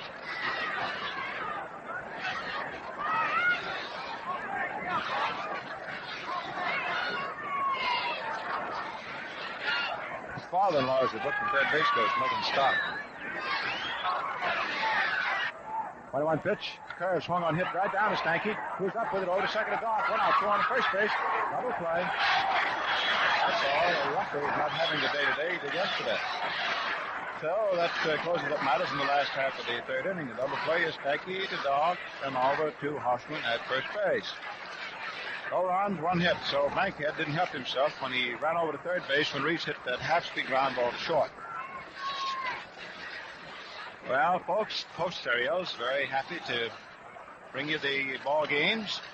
Very quickly, let me run over the Post scoreboard. At the end of an inning and a half of the Cardinal-Cub game, it is 3-1 in favor of the Cardinals. At the end of 5 innings, the Phillies and the Braves, it is 1-0 in favor of the Phillies. At the end of 5.5 innings of the Pittsburgh-Cincinnati game, it is 9-1 in favor of the Pirates. With Beard, Westlake, Fernandez, and Kiner hitting home runs. That gives Westlake 3 for the year and Kiner 2. In the American League, at the end of 3 innings, Washington is leading the Yankees 4-1. And they got Porterfield out of there in favor of Sanford. At the end of 4 innings, the Red Sox lead the Athletics 4-0 behind Starr. Chicago and Detroit have begun. White for Chicago and Hooterman for Detroit. And it is no score at the end of half an inning. Nothing yet on Cleveland at St. Louis because of the divergence in time. We told you a few moments ago that Connie Desmond was coming on to do the middle of the ball game for you. I don't know of a finer broadcaster and, more important, a finer man. I've often said, and I'll repeat it again, as long as we've got coast-to-coast listening today, anytime Desmond quits, I'm going to go right out with him. So here is Mr. C.J., better known to the trade as Connie Desmond. And friends, he'll con you. Thank you, Red. Bobby Thompson leading off. Al Dark will follow, and then will come Jack Harshman, the big first baseman. So Dan Bankhead, making his first major league start, has got himself a honey going here. New York out in front, 2-1. Bankhead swings into his windup, comes down with his first pitch, a curveball in there for a strike. Thompson 4 for 9. He was off to a very slow start in the first 2 games. The Giants played over at the Polo Grounds with Boston. But he's found the range, getting at 444. He figures to be one of the big guns in the Giants' attack this year. He comes up almost on the tips of his toes. He levels that stick. Bankhead spins down, in through there with a curve. Strike 2 called. 2-1 the way it stands in favor of New York. Outfield is set up just about straight away here on Bobby, and they're deep. Calvin Dark waiting on deck. Bankhead serves the strike 2 pitch, curve outside. Of course, he can afford to throw a couple of waste balls now as he jumped ahead with 2 quick strikes. Post Cereals, very happy to be sending it all your way. Russell has gone over a few steps in the left center field. Now the 1-2 pitch to Thompson. He lays off at a high fastball. The Dodger bat boy is walking down towards the bullpen with some information from Barney Schotten. Sure there'll be any fireworks. Wants a couple of fellas to be up and ready. Now Bankhead throws 2-2 again, swung on and chopped down along the third baseline. Morgan up with it. Bobby's throw to Hodges in time. 0-5-3 if you're scoring. 1 away in the top half of the 4th inning. Giants beating the Dodgers 2-1. Stanky opened the ball game with a walk. Lockman singled him on to second base. Thompson got him in with a crack in the left center field, sending Lockman around to third base. And then when Mueller hit into a double play, Lockman scored from third base. That's how the Giants got their 2. With 1 out in the second inning, Hodges unloaded a big 4-base blow deep back in the left center field stands. It was quite a wallop. First pitch to Dark is high for ball 1. Bankhead, after that wobbly start, is settled down. Not given a hit since Thompson, who was the third man up in the first inning, hit a run in. Bankhead throws again, overhand fastball, whizzed right through there for a called strike. He has a very deceptive, almost swivel hip motion out there on the mound. And he's got a little fancy flutter kick along with it. Dan spins, come down the curve, outside. Dark ran up as if to bunt. Pitch was way wide. Ball 2, strike 1. Dark hitting at .385, 5 for 13. He and Stanky came to the Giants, you know, in one of the biggest, if not the biggest, winter trade. Sending Sam Webb, Sid Gordon, Willard Marshall, and Buddy Kerr up to the hub. Bankhead throws outside, 3-1. The way it stands now. 1 down here, top half of the 4th inning. DeRocher walking up and down, scratching away with his spikes there. At third base, Freddie Fitzsimmons coaching at first. Bankhead behind now, ball 3, strike 1. The pitch, way outside, ball 4, and Dark is on. Walk number 4 given up by Dan. Jack Harshman, who struck out his last time up. Big, tall, gangly first baseman, left-hand hitter. Had a little trouble getting that bat on the baseball, hitting at 167. Hit up 12 times and got a couple of base hits. One of them was a home run at the Polo Grounds against the Braves. Came with a couple on, too. Giants, you know, have yet to win their first ball game of the 1950 season. Dark at first base. Bankhead's pitch comes down. Harshman steps away from a curveball that broke tight up against him. Ball 1. This, you know, is the ballpark that haunts the Giants. Oh, some of the rough ones they've lost over here.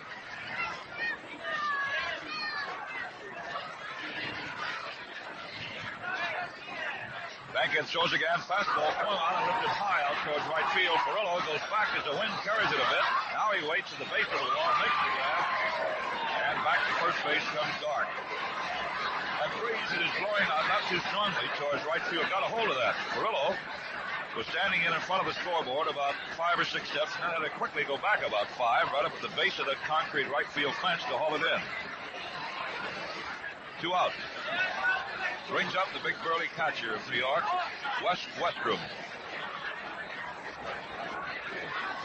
And if West knew someplace where they sold base hits, he'd be a pretty good customer right now. He's 0 for 7. Down she comes. Curve swung on and hit safely by third base. Rolling down into the bullpen of New York. Into third base comes Dark, and DeRocher holds him up on a double by Westrom.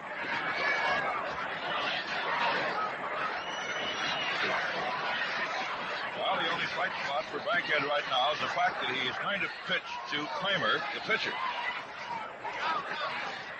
2 men in scoring position. Westrom at second, Alvin Dark at third base.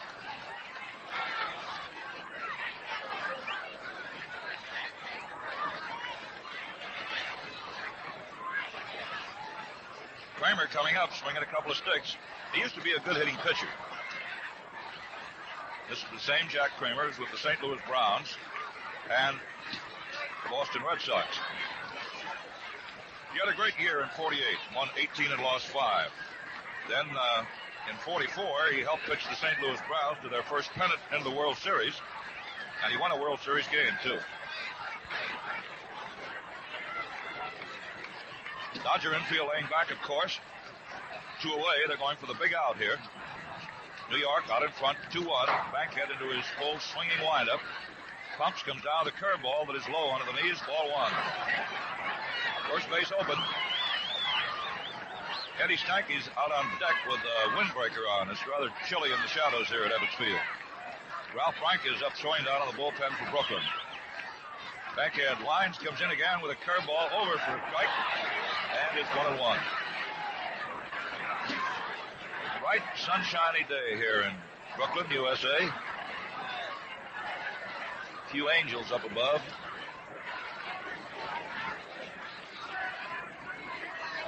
Dark jumping down off third base, and a balk is called. Balk is called as Dark jumping down off third had Bankhead stopped his motion out of the mound. And a balk is called. In comes Dark on the third base, goes Westrom, and out to talk to Scotty Robb goes a whole mess of Dodgers.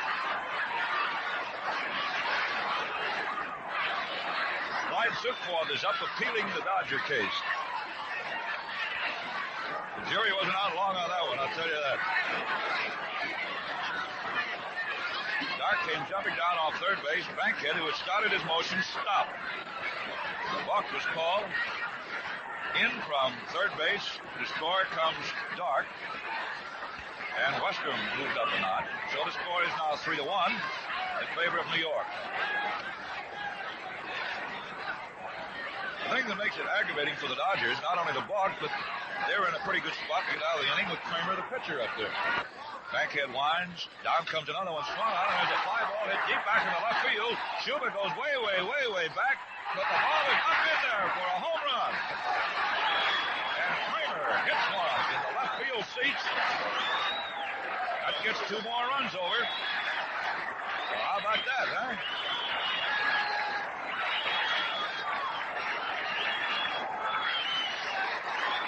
Well, Jack Kramer got a hold of a fastball and lofted it back into the left field seats. It just did get in. Landed in the first row.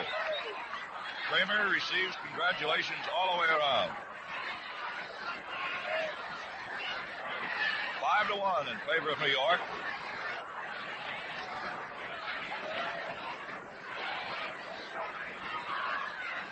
Eddie Stanky was walked both times. Stepping in now. 2 out. 3 runs over here in the top half of the 4th inning. One scoring on a balk, the other on Jack Kramer's home run. Bankhead now ready to serve his first pitch here to Stanky. Comes down with it swung on and foul back up over our heads behind home plate. Strike 1. Well, the Dodgers thought they were in a good spot with a pitcher coming up, but things didn't work out that way. Mr. Kramer was a boy who was in a good spot.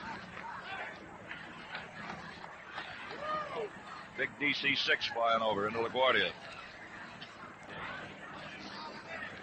Bankhead pitches again, a little Eddie. High inside, ball 1. Ball 1, strike 1. 2 out. Mr. Kramer made sure there wasn't anybody on after he swatted that one. Boy, that's the insult supreme. The pitcher hits a home run off you. Curve drops in there for call strike 2. Ball 1, strike 2. 5-1. Favor the Giants. Now, the Rocher's got a little smile on his face now. He hasn't had much to smile about this year.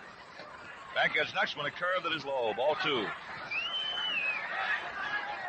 3 runs in here in the top half of the 4th inning. 5-1, New York. Post cereals. Happy to be sending it all your way. Say, by the way, have you tried Sugar Crisp yet? Oh, boy, if you haven't, right after the ball game, you better get to your grocery store and stock up. They're the new cereal sensation, added to the great family of Post cereals. Now the 2-2 pitch, and it's over. Call strike 3. Stanky is out.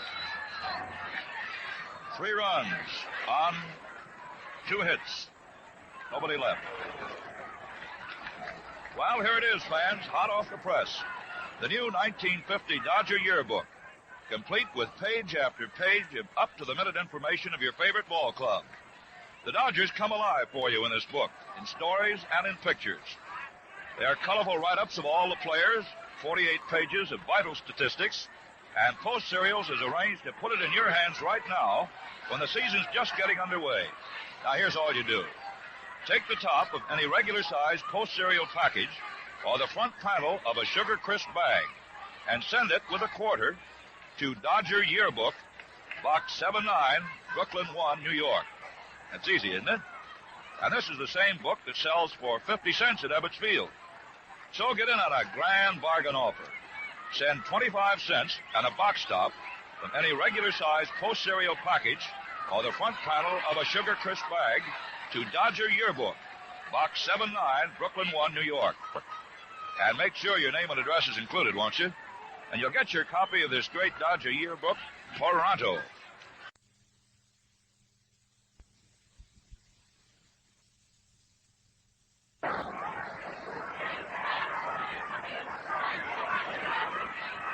Back at Ebbets Field now, ready to go in the last half of the 4th inning. New York leading 5-1. Post cereals sending it all your way. So the Brooks has some work to do. Robinson will lead it off. Jack has been up once and grounded to second base. Mueller will follow, and then will come Big Hodges. It's been the one-man assault for Brooklyn today. Big home run. Robinson lays off a pitch that wrinkles outside. Ball 1.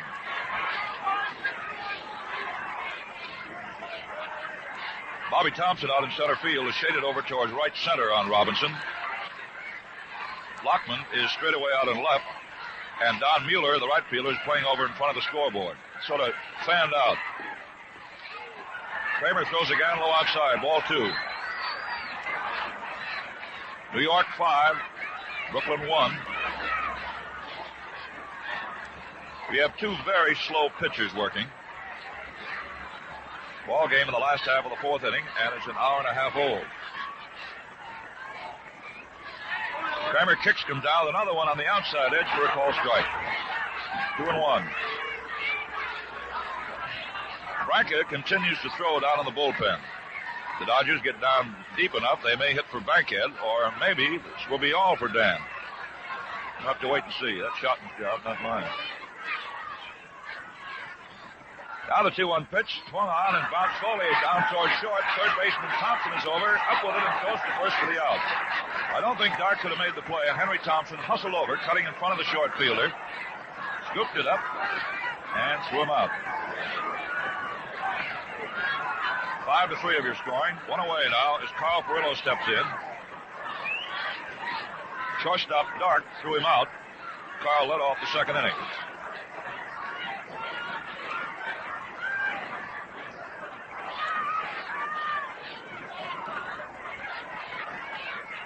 Perillo waiting.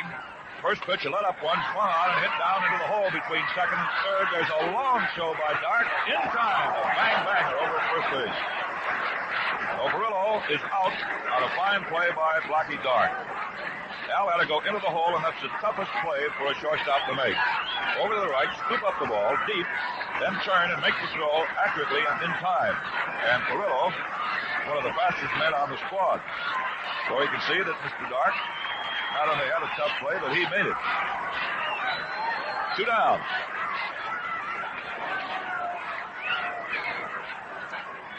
Gil Hodges splashed a big home run with one away in the second inning. His second of the year. The Dodgers' lone tally is up. Gil batting at .727. Pitch outside. Ball 1.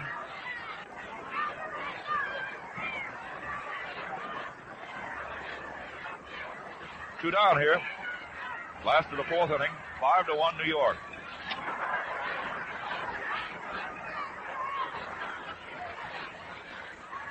Kramer sends another one through there for a call strike. Ball one, strike one.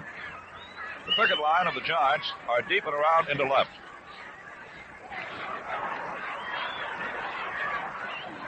Inner defense, playing back deep.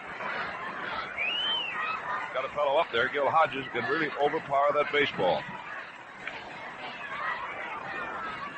Now the 1-1 pitch. Overhand fastball down in the corner for strike two call.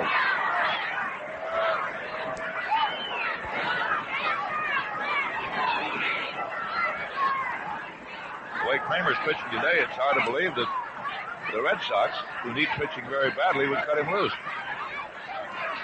He's got it today so far. So you got to get him in the clubhouse. Oh, they're yours. Hodges swings and misses on a let-up curve. Boy, that really had him hands up. So down he goes, a waving. First strikeout on the way for Big Kramer. And the Dodgers go out, trailing 5-1. Manager Schotten, who plays things pretty close to the vest, decided that Bankhead had had enough. Had two bad innings, the first and the fourth. You can't have many.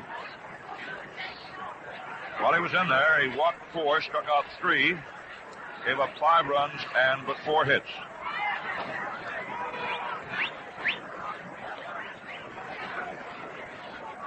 Oh, Ralph Branca firing him down out there.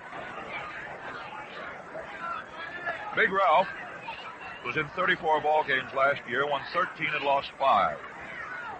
Lives in nearby Mount Vernon, New York. He's a big guy, 6'3", 220 pounds. And down in the Dodger bullpen, Jack Banta, a right-hander, is up and throwing. So let's see what the Giants will do here in the top half of the 5th inning. Lockman, Thompson, and Mueller will be coming up in that order.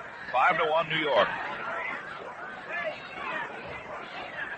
Post Cereals, very happy to be your host this afternoon.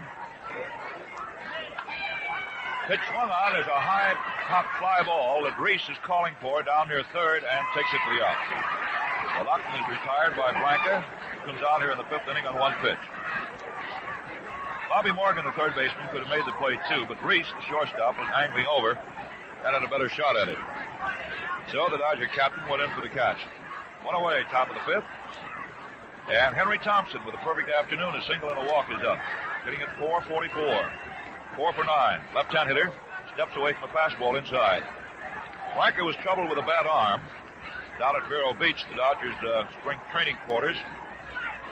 Finally had to have abscess tooth taken care of. And then the arm trouble disappeared, so Ralph is ready to go. And Schotten has dropped him in here in a relief role. Ralph throws again and gets it in for a call strike.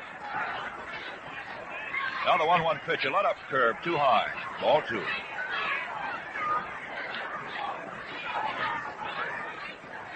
One out. Top half of the 5th inning. Giants 5, the Dodgers 1. Branca turns, comes down with another pitch, and this one is nicks him.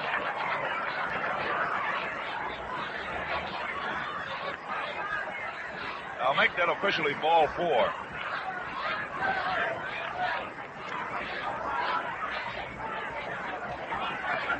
It's awful close. Official score says no, ball 4.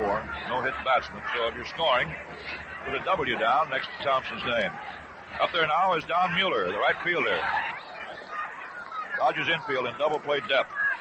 Thompson goes down to second. The pitch swung on and rolled out to Robinson. Jack's throw is to first base, and Henry now is down at the pickup post.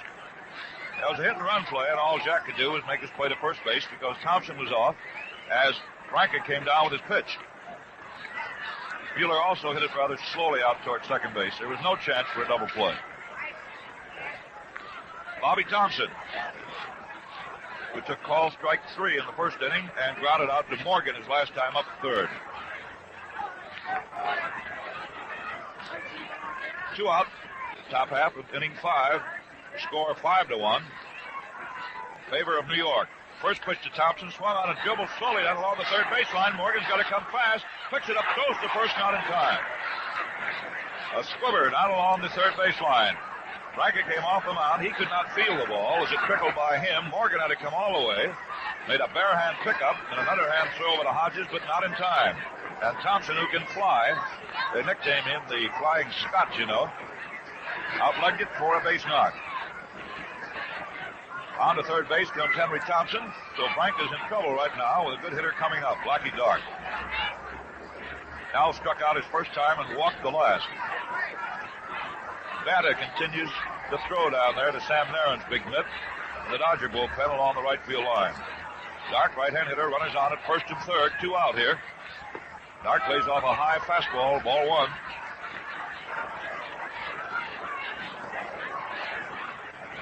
Dark hitting at 385. Outfield shifted into left. Although Dark sprays a lot of base hits into right field. Franca holds his stretch, checks both runners, pitches, swung on and hit out to short, races up with it, throws to Robinson. They get a force play on Thompson. No runs, 1 hit, 2 men left on.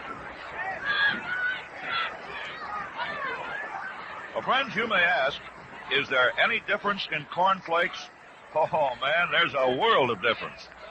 Yes, fans, you taste Post Toasties and see if it isn't better than any other cornflakes you've ever eaten. And it's Post Toasting that makes the difference.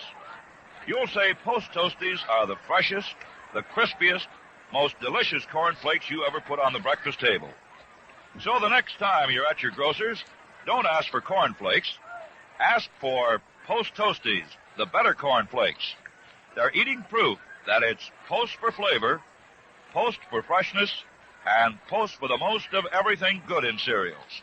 Do you remember that, won't you, Mother? Post Toasties.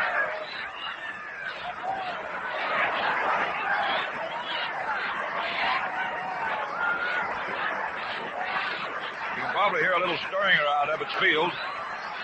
They just posted 5 big runs for the New York Yankees in the last half of the 5th inning.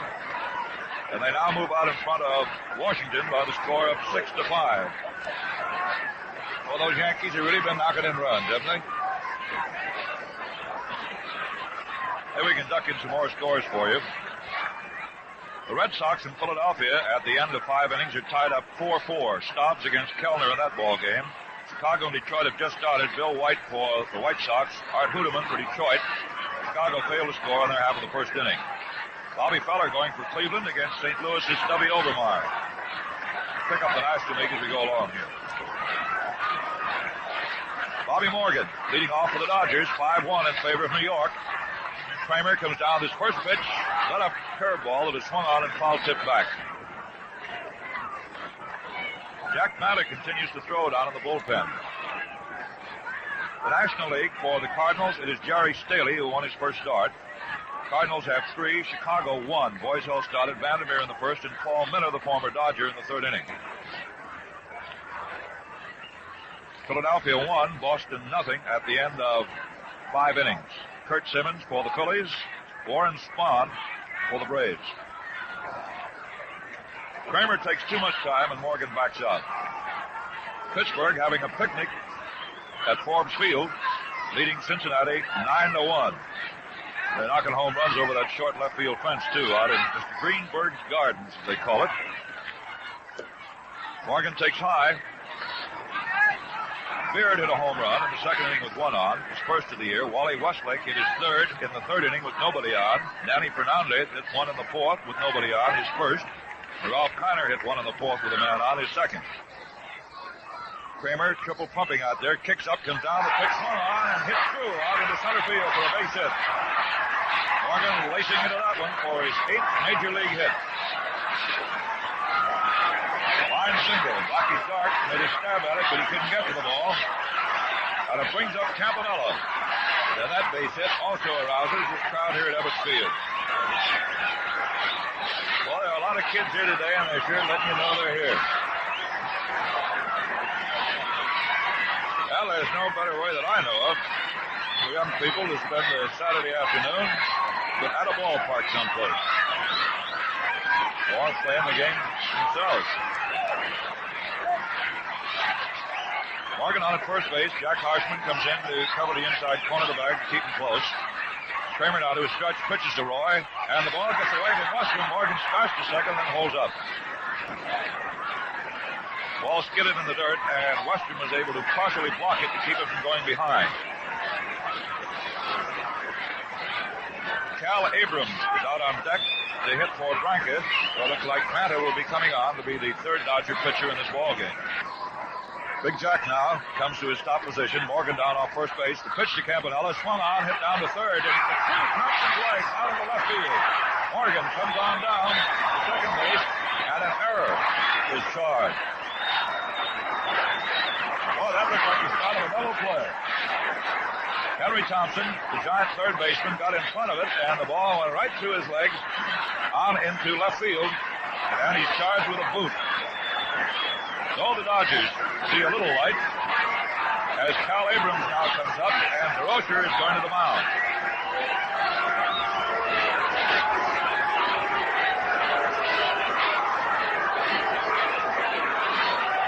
First error of the ball game.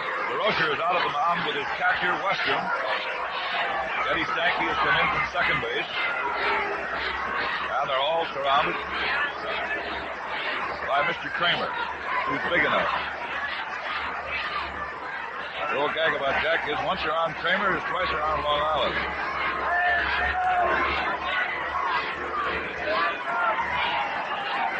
Well, a little conference out of the mound breaks up. DeRocher comes walking back to the Giant dugout, which is situated to the left of home plate here at Ebbets Field on the third base side. Dodgers along the first baseline. So Cal Abrams comes up to hit for Ralph Branca. And it'll mean that Manta will be coming on. He's throwing alone down in the bullpen. Kramer to his stretch. Pitch into Abrams, a low curve for ball one. Campanella on at first base. Morgan is at second, thanks to the error by the third baseman, Henry Thompson. That ball was hit sharply down the third and swiftly enough to start a very easy double play. The Dodgers will take runners any way they can get them against this Kramer.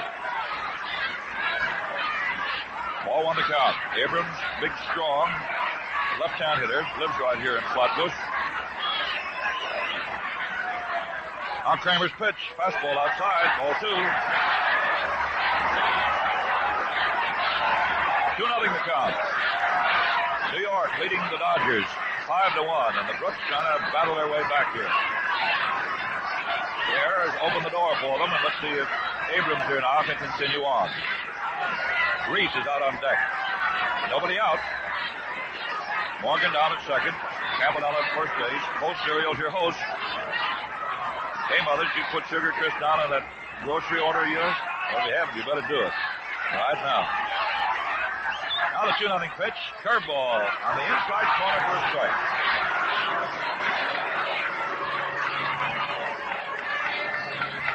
Ball two, strike one. Manta continues to throw. He wants to be ready when he comes in. Sheldon Jones, a right-hander, warming up for New York. Not along the left field line. Kramer to his stretch, stops, pitches 2-1, and Abrams swings and misses. Strike two. What a ripple. To unwind him. Ball two, strike two. Billy Cox is here with a ball club, but not in uniform. That bad back of his still kicking up on him. 2-2 count. Kramer trying to get pinch hitter Cal Abrams. Cal sets that stick. Kramer serves to him. Over. He got it. A beacon. There's nothing more embarrassing for a pinch hitter to go up there and take call strike three. Well, DeRocher's out at the mound once again. Pee Wee Reese coming up. swinging a couple of sticks. Well, the last board of directors meeting for New York worked out all right for them. They went out there, talked it over, and struck out Abrams. Well, the Rocher decided, well, it's good once, I might as well try it again. Kramer, of course, just coming into this league, is not too well acquainted with these hitters. The Rocher has been around a long time. This tells him the series of pitches he wants. Bob Morgan down at second base. Roy Campanella at first with one out here. Last of the fifth inning. And the Giants leading the Dodgers 5-1. Kramer now goes to work on Reese. Right-hand hitter. First pitch off the corner. Ball one. Pee-wee's having a tough time starting. He has 3 base hits out of 16 at-bats for a very low percentage of .188.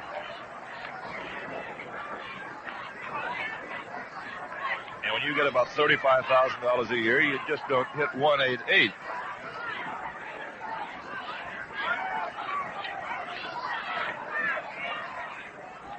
Kramer taking his time. He's in a spot here and wants to wiggle out of it. Bat is just about ready. Throwing a couple of leisurely pitches. Both runners lead away now. The pitch, Reese takes a curve outside. That was awful close. Reese didn't know whether to go at it or not. Checked his swing, and it flipped outside. Slider. Ball 2.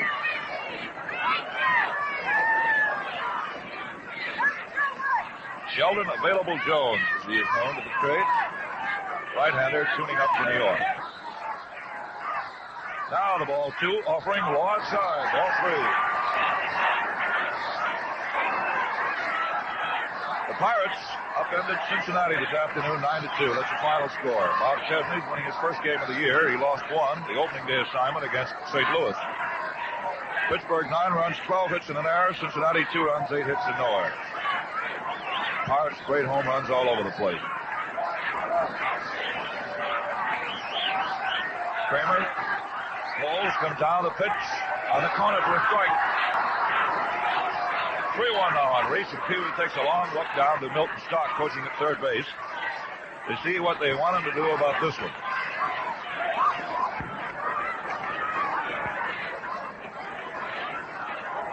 Big pitch for Kramer. Here it is. Low outside, ball 4, and they load it up.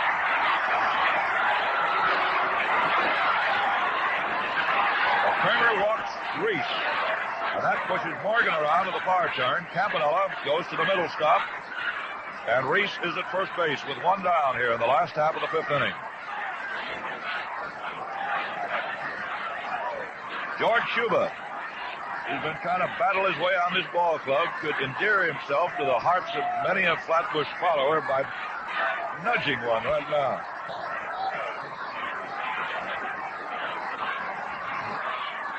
They're stacked up for him. Kramer doesn't have a place to put anybody else.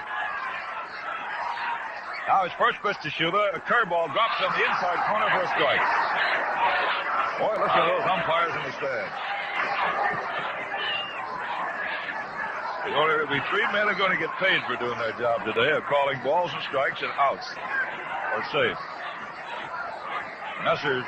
Robb, Barlick, and Donatello. Strike 1 on Shuba, left-hand hitter.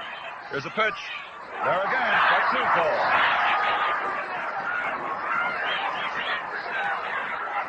Shuba is 1 for 9, hitting at 111. One look ahead, Jimmy Russell, the switch hitter, is out on deck. Here's a pitch.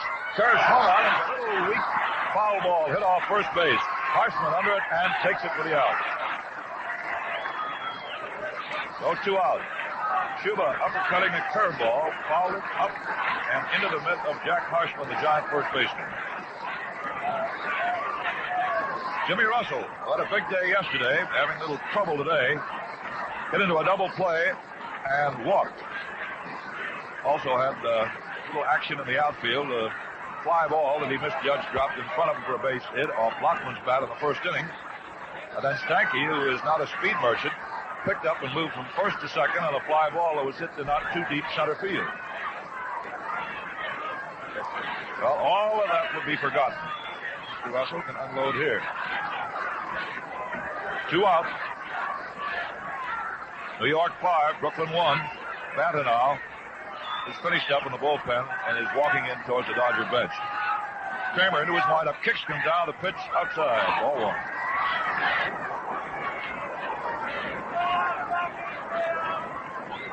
Russell 2 for 5 in this young season.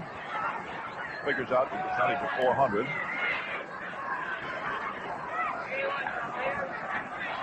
Switch hitter batting left-handed against Kramer's right-hand stuff. Outfield swung way around in the right. Infield laying back. Right side very deep. Harshman and Stanky. Ball 1. Kramer ready to deal off another one. Here's the pitch. High outside fastball. Ball 2. Reese at first base, Campanella at second, and Bobby Morgan at third with 2 down. That's the picture here. A nice Saturday afternoon crowd looking on. And Post Cereals sending it all your way. And friends, have you tried Sugar Crisp yet? Boy, if you haven't, you're missing a sensational breakfast treat. Talk of the country. Sugar Crisp. Another great Post cereal. Kramer goes outside, ball 3.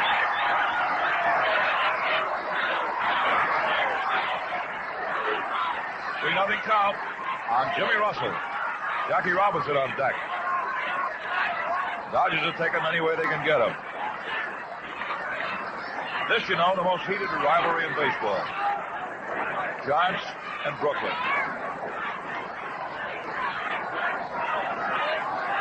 Now the 3-0 pitch, and it is on the corner for a strike.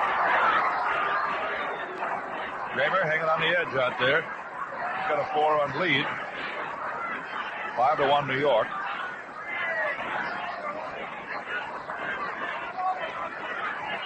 Russell, after picking off his sign from Milton Stock, coaching down at third base, steps back in again. Kramer now goes into his pumping motion. Count 3-1. Here's the pitch. Quick call. Curveball to drop in there. So after 3 bad pitches, Kramer has got 2 good ones in there. One a fastball and the other a curve. They run the count all the way down, and now the merry-go-round will start. Full count, 2 out, bases loaded. They'll be off and running at Ebbets Field.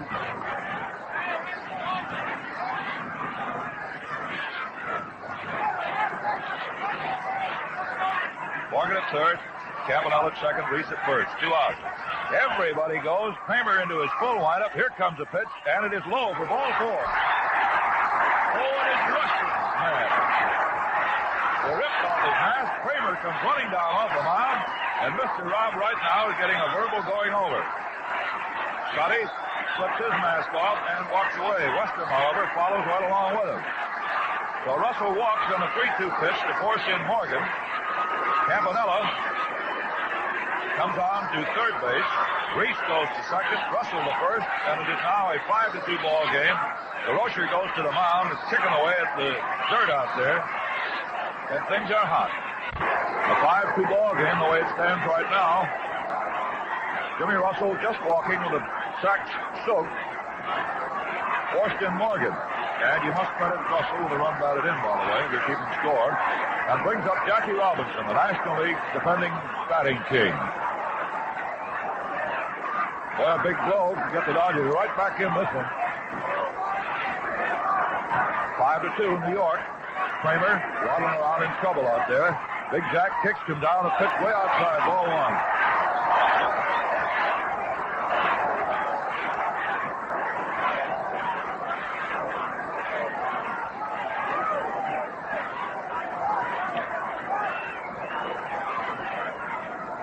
Sheldon Jones still warming up for New York. Banta, who will go on to pitch top of the 6th inning, is already ready. Sitting on the Dodger bench right now. Robinson up. 0 for 2 today. Go outside curveball, ball 2. Jack grounded to second base and to third in his 2 previous trips. Sitting at 462. 6 for 13. Now this spot to bump out his 7th hit. Swung on, and there's a looper that is going out into center field for a base hit.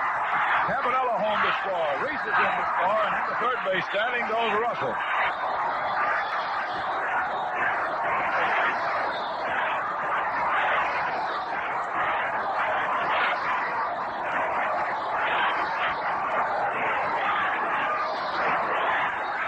Comes up with a slice single into center field. Stanky went out. He couldn't get to it. It dropped in, and then as the ball hit on the turf of the outfield grass, it had so much spin on it that it almost went at right angles towards right center field. Like you take a good 9-iron and knock it up on the green, he goes up and growls. You mean you hope it does. So the Dodgers right back in it. They've got 3 runs in the bank here in the last half of the 5th. Tying run is on at third base and brings up Carl Furillo. 5-4, New York. Aren't you glad you came along?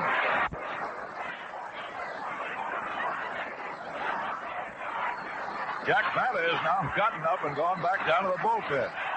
He's been hot and cold. Carl Furillo up. Both times he's grounded to short. 0 for 2. Robinson down off first. Here's a pitch. Swung on and missed. Carl tried to check his swing, but went around. Strike 1. Jimmy Russell with a tying tally is at third base. We have another final score. Bob Elliott came up with a home run in the last half of the 8th inning to beat the Phillies 3-2. And Warren Spahn gets his second win of the year.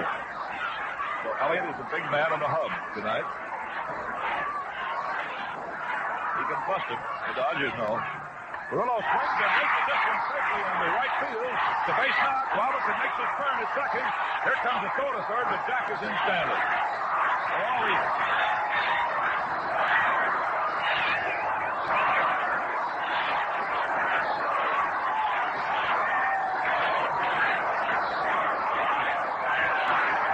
Carl Furillo gets the Dodgers even at 5 runs.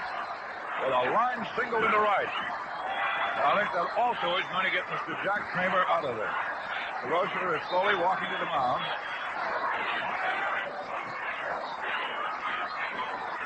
Leo, with his head bowed, his hands on his hips, walks to the mound.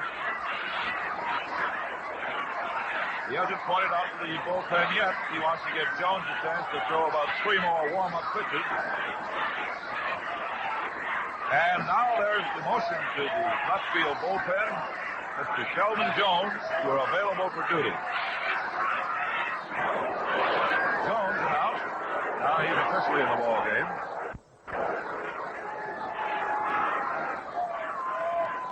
The Rocher goes back to the dugout. The Giants, you know, have not won a ball game this year. They've got 3. 1 of the Dodgers and 2 to the Braves in their opening series at the Polo Grounds. And with Kramer pitching along behind a 5-1 lead, things were rather pleasant in the Giant dugout. And then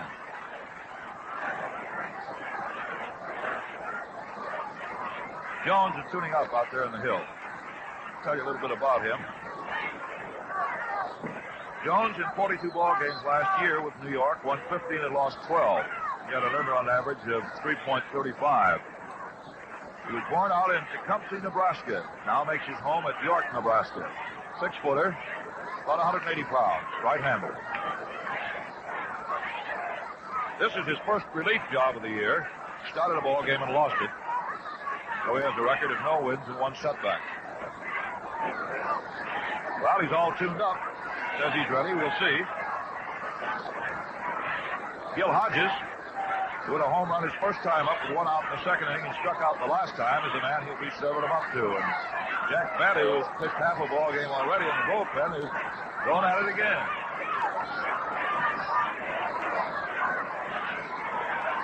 All these days in Brooklyn. Both Cereals happy to be sending you this scorcher. 5-5 tie on the last half of the 5th inning. Ball game 2 hours and 15 minutes old. Outfield deep and around to the left as Big Hodges comes up. Robinson down off third base. Furillo off at first. Now the pitch. Swung on and fouled back. The Dodgers have their two running champions out there. It's a good spot for a double stealer. They want to work it that way. But they got a good hitter up there, too. Well, if you're a manager, what would you do? 2 out.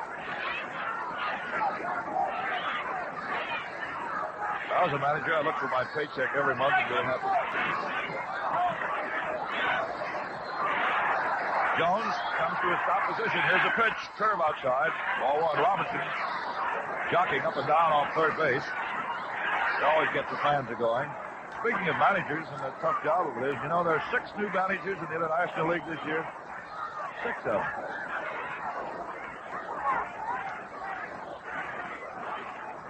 Hodges, big, strong Hoosier. Robinson jumping off third. The pitch way outside. Gets away from Weston. No advance, however. Ball 2, strike 1. Last half of the 5th inning. The Dodgers with 4 runs have tied the ball game. 5-5.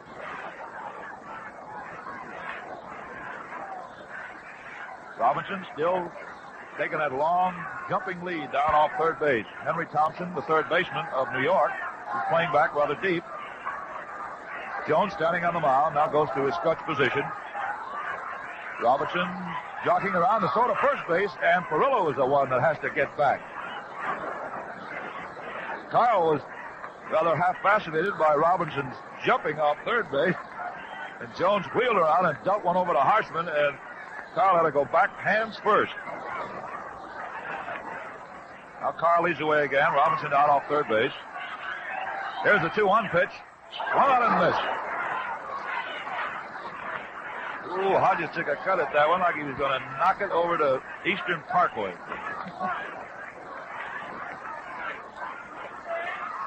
Ball 2, strike 2. Those of you around the country, Eastern Parkway is about 4 blocks from here.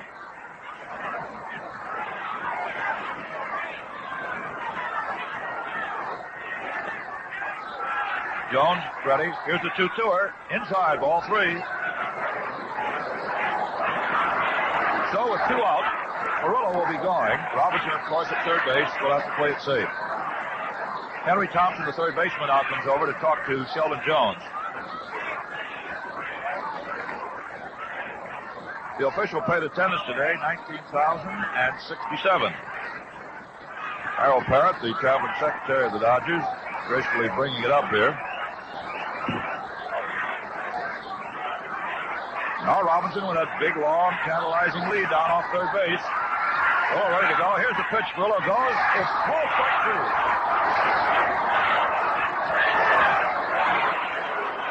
Well, the Dodgers get even with 4 big tallies on 1, 2, 3 base hits.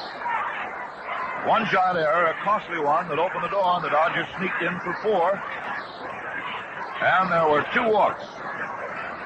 They were costly, too. One of them forced in a run. Kept the inning alive, set it up for Robinson's single to get 2 in, and Perillo singled into right field to score Russell with a tying run. And that is that. Top half of the 6th inning. Jack Banta now pitching for the Dodgers. Well, Banta doesn't need to throw many warm-up pitches. All he's hoping is that he didn't lose his ball game right down in the bullpen. It's been done before. It's like the old gag they used to tell on Bill Terry in the last game of the World Series when he had Carl Hubbell down in the bullpen and never used it. They lost the ball game. The question was, what were they saving Hubbell for? Certainly not the senior prom. The first pitch now to the big first baseman, Jack Harshman, is outside, ball 1. Banta, you know, who was a hero on the last day at Philadelphia last year, coming out in relief after Big Newcomb had blown a 5-run lead. Banta went on to pitch the Dodgers to a 9-7 win and the pennant. Gets his curveball over the outside corner for a strike. Banta had a little teeth trouble, too, this year. Had to have a couple impacted wisdom teeth pulled, and I think he's got one more to come. Curve high outside, ball 2. And he had the aches and the pains. Didn't do much work down at Dodger Town at Vero Beach. Slowly had to work himself into shape, and he's all right now. Kicks come down to pitch full on and fouled away over near the Dodger bat rack. Post Cereal, your host today, friends. Harshman, Westrom, and Jones will be coming up in that order. Nobody's showing down in the New York bullpen. That'll be the order. Outfield shifted around and to right. Curveball that ticks Harshman's bat and then skips behind. 2-2. All 2, strike 2.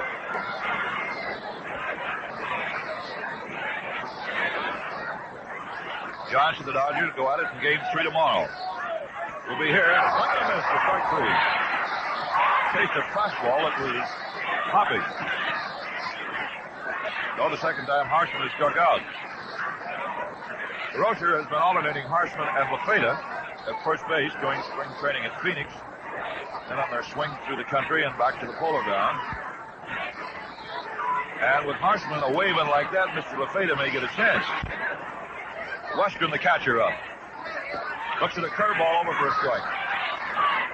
Mueller has a very deceptive sidearm wheeling delivery. He really crossbar you.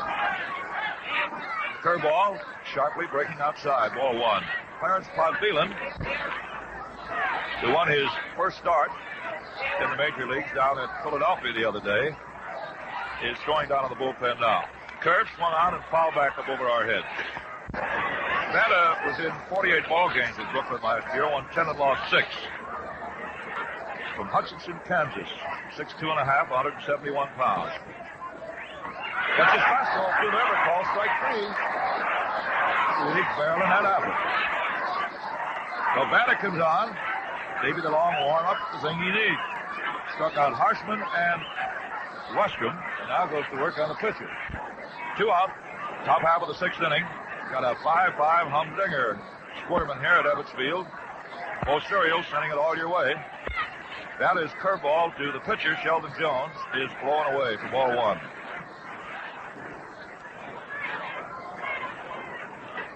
Campanella back on the plate, handling Big Jack. Fastball gets in there for a called strike. 1-1. That's a tough right field right now. Sun dropping down back to the stands. Turlo's got his sunglasses on, you can bet. Another curve, it's through there. Ball 1, strike 2. Chicago Cubs came up with 5 runs in the last half of the 5th inning against the Cardinals. And lead 6-4. That's all right for the Dodgers. Another curveball low inside, ball 2. When a pitcher pitches to a pitcher, it's curve, curve, curve. And that's all that Jack has been showing up here to Sheldon Jones. Now the 2-2 pitch. Here it is. Swung on and foul. Right up and over our heads. We were ready to move. Johnny Durr didn't know which way to go here. It's straight up. See, our radio booth here at Ebbets Field is wide open. Now the 2-2 again. Swung on and grounded down the short. Reese up with it. The throw to first in time. And that is that. Banner comes down to put the Giants down. 1, 2, 3 in the top half of the 6th inning. New York 5 and the Dodgers 5. Friends, you may ask, have the Dodgers been improved over last year? Well, time alone can answer that one. The question number 2, have post cereals been improved? And the answer to that one is a good, strong yes, in more ways than one. Now take that great new triple wrap package. That, my friends, is what brings post cereals to your breakfast table, fresher than ever before. In fact, guaranteed fresh. There's a sealed inner wrap, and then there's the sealed carton itself and the sealed outer wrap. 3 separate wrappings that bring you your post cereals so fresh they taste just toasted. So you try any one of our nourishing, swell-tasting post cereals, and if you don't agree it's the freshest tasting cereal you ever enjoyed, well, Post will give you triple your money back. That's fair enough, isn't it? Remember then, when you get Post, you get the most of everything good in cereals. So let's see what goes here now in the last half of the 6th. The Dodgers batted around the last time with Morgan starting it off. Let's see what they can do here. Right-hand hitter. First pitch to Bobby is up high by Jones for ball 1.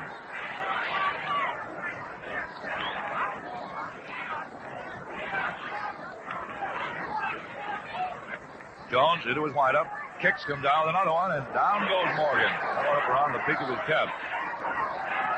Bobby's really been the jack in the box for the Dodgers. He was up and down at Philadelphia.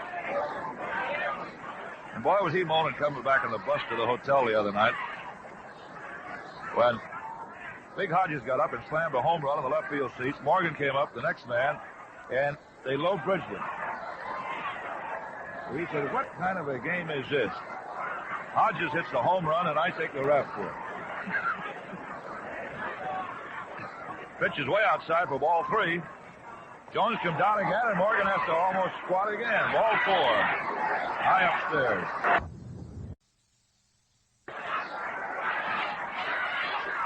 So Jones walks the leadoff man for the Dodgers in the last half of the 6th inning. Bobby Morgan. Roy Campanella comes up. Campanella steps in now. Jones ready to work. Morgan taking his lead down off first base. Now the pitch to Campanella, swung on and hit foul back into the seats. That went in there like a rocket. Campanella started to swing, checked his bat, but held it right there in the strike zone. And the ball came down, hit the stick, and then skidded back like a shot into the stands. Strike 1. New York 5, Brooklyn 5. That's the way this one stands here in the last half of the 6th. Nobody out, and Bobby Morgan on at first base. Here's a pitch. Campanella swings. Ooh, what a ripper. Strike 2. Monty Kennedy, who was originally scheduled to start today's ball game, is now up and throwing down on the bullpen. Both clubs coming with some of their top men. A 5-5 deadlock here. Throw to first base. Morgan back with a couple of quick steps.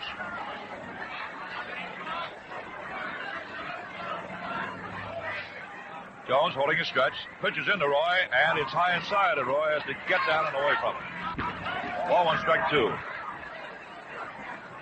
Campanella, right-hand swinger. Got that big power. 3 for 9. He's hit 1 home run. Now the pitch to Roy. He checks his swing on a curveball that dropped low outside. Ball 2, strike 2. All the St. Louis Cardinals answered back after Chicago got 5 runs in the last half of the 5th inning. They came up with 2 of their own in the top half of the 6th inning. Got themselves up there in a 6-6 deadlock. John Infield in double play position. Harshman still holding the sack tightly against Bobby Morgan. Young rookie comes down with a short lead. Jones pitches into the plate. Over the call, strike 3. So he was serving up some dipsy-doos there to Campanella and caught him looking. Call, strike 3. And here comes Jack Banta. Tall Kansan walking up towards home plate. He's a pretty good hitting pitcher. 1 out, Morgan waiting to be moved at first base. The same Bobby Morgan, who won the most valuable player award in the National League and also the batting crown. Been playing fine ball for the Dodgers all spring. Got off to a good start in the big leagues, too. Curveball down under the knees, the big, tall Banta. Jack, as we told you, a big string bean, 6'2½", weighs about 170 pounds. Morgan with his lead again. Jones checks in. The pitch to the plate is high outside. Ball 2. Sheldon, who will see a lot of relief work and starting assignments this year,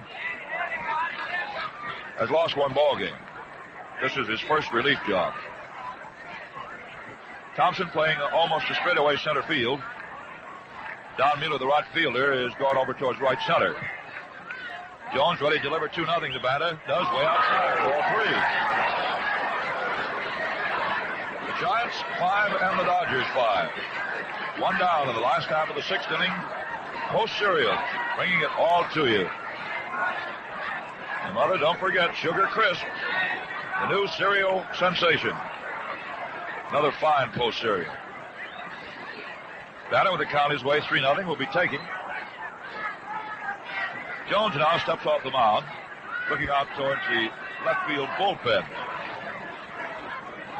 Banta in turn just takes 1 step out of the batter's box. Now he's back in again, and Jones ready to work.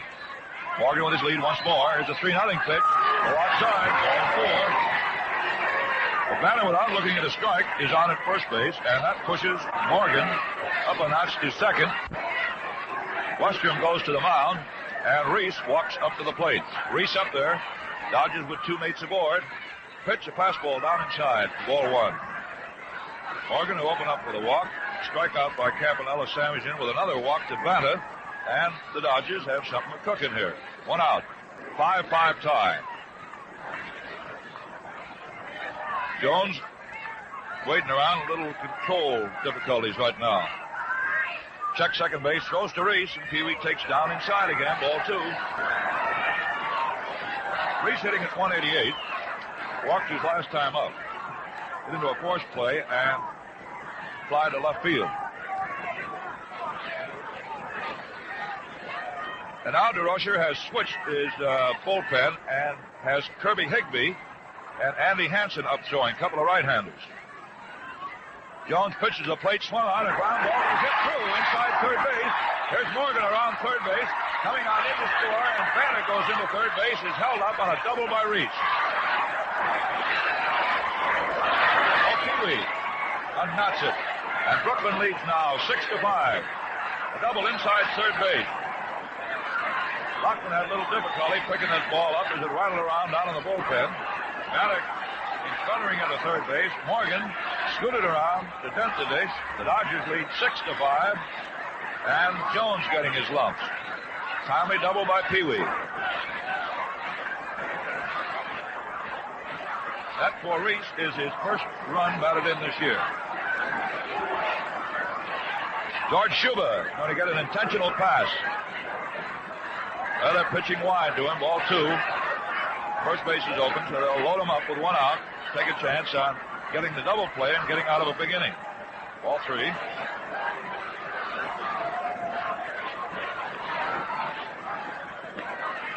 And ball 4, go ahead. So Schuba throws his stick away and runs on down to first base. The Dodgers lead 6-5 in the last half of the 6th inning. Banner with his windbreaker on, standing on at third base. Reese, who sent the run in and got Jack to third with his double, is at second base. And Schuba, who has just intentionally passed at first and brings up switch-hitting Jimmy Russell. Jones pitched to him. Curve in there for a strike. 1 out. The Giant inner defense now, laying back, looking for that double play ball if they can get it. The Dodgers leading 6-5. 1 out, last to the 6th. Jones pitch, curveball, up tight against the letters. Ball 1. Ball 1, strike 1. Boy, this has been a humdinger. Seesaw, up and down, hammer and tongs all afternoon. Jones throws a curve, swung on and dribbled down along the first baseline. Harshman up with it, close to the plate. In time for the fourth play on Banta. Everybody else moves up 1. Reese coming on to third. Schuba going into second with a slide. And on at first base is Jimmy Russell. Dribbler to Harshman. He made the right play. He came to the plate and got the force. And Robinson, who came up with a big base hit the last time up, gets a big hand as he goes moving in again with the bases loaded again. 6-5. Favor the Dodgers. 2 out here in the last of the 6th inning. Jack up, right-hand hitter. Jones pitched to him and has a bunt. Towards third base. Henry Thompson up with it close to second for the force play on Jimmy Russell. But Thompson making a smart play. Charged that bunt off the bat of Robinson and threw to second base to Stanky in time. And they get Russell coming down from first base. The Dodgers move out in front. They got a run on a hit. They leave 3 men. And there were no Giant errors. So at the end of 6 complete, the Dodgers out in front by the score of 6-5. Now once again for post aerials, here's the old redhead, Red Boggs. Thank you, Connie. You've been sort of busy, haven't you? Oh, quite a day. Well, for all you folks around the country, here we go into the 7th inning. Ed Stanky takes inside for ball 1. Maybe you don't know how the Dodgers and the Giants play. Now you're beginning to find out. This is a pretty good sample. They just play all day and half the night. Of course, under the league rules, they can turn the lights on, keep on going. Pitch over for a called strike. 1 ball and 1 strike. Stanky first up in the 7th. Jack Banta, the third of Brooklyn's pitchers, and it's up to Banta to win or lose the game. The Lockman ahead 6-5. Stanky swings, lines it over third, under left field, in for a base hit. Schuber blocks the ball, then has to get away from him. Stanky, however, holds up at first. Realizes he can't go to second, so it's just the hit. Stanky is single out into left field, and the tying run is thus put on immediately by the Giants. Stanky's on for the third time today. 2 walks and a base hit. 6-5 Brooklyn. Mighty Lockman stepping in and looks down to the third base coaching box where the MGR DeRocher is. Gets the orders whether to bunt, what to do. Clarence Potbeelan, young rookie right-hander, who won the second game of the season for the Dodgers, in the bullpen. Lockman swings, a line drive. Hodges grabs his steps on first base for an immediate double play.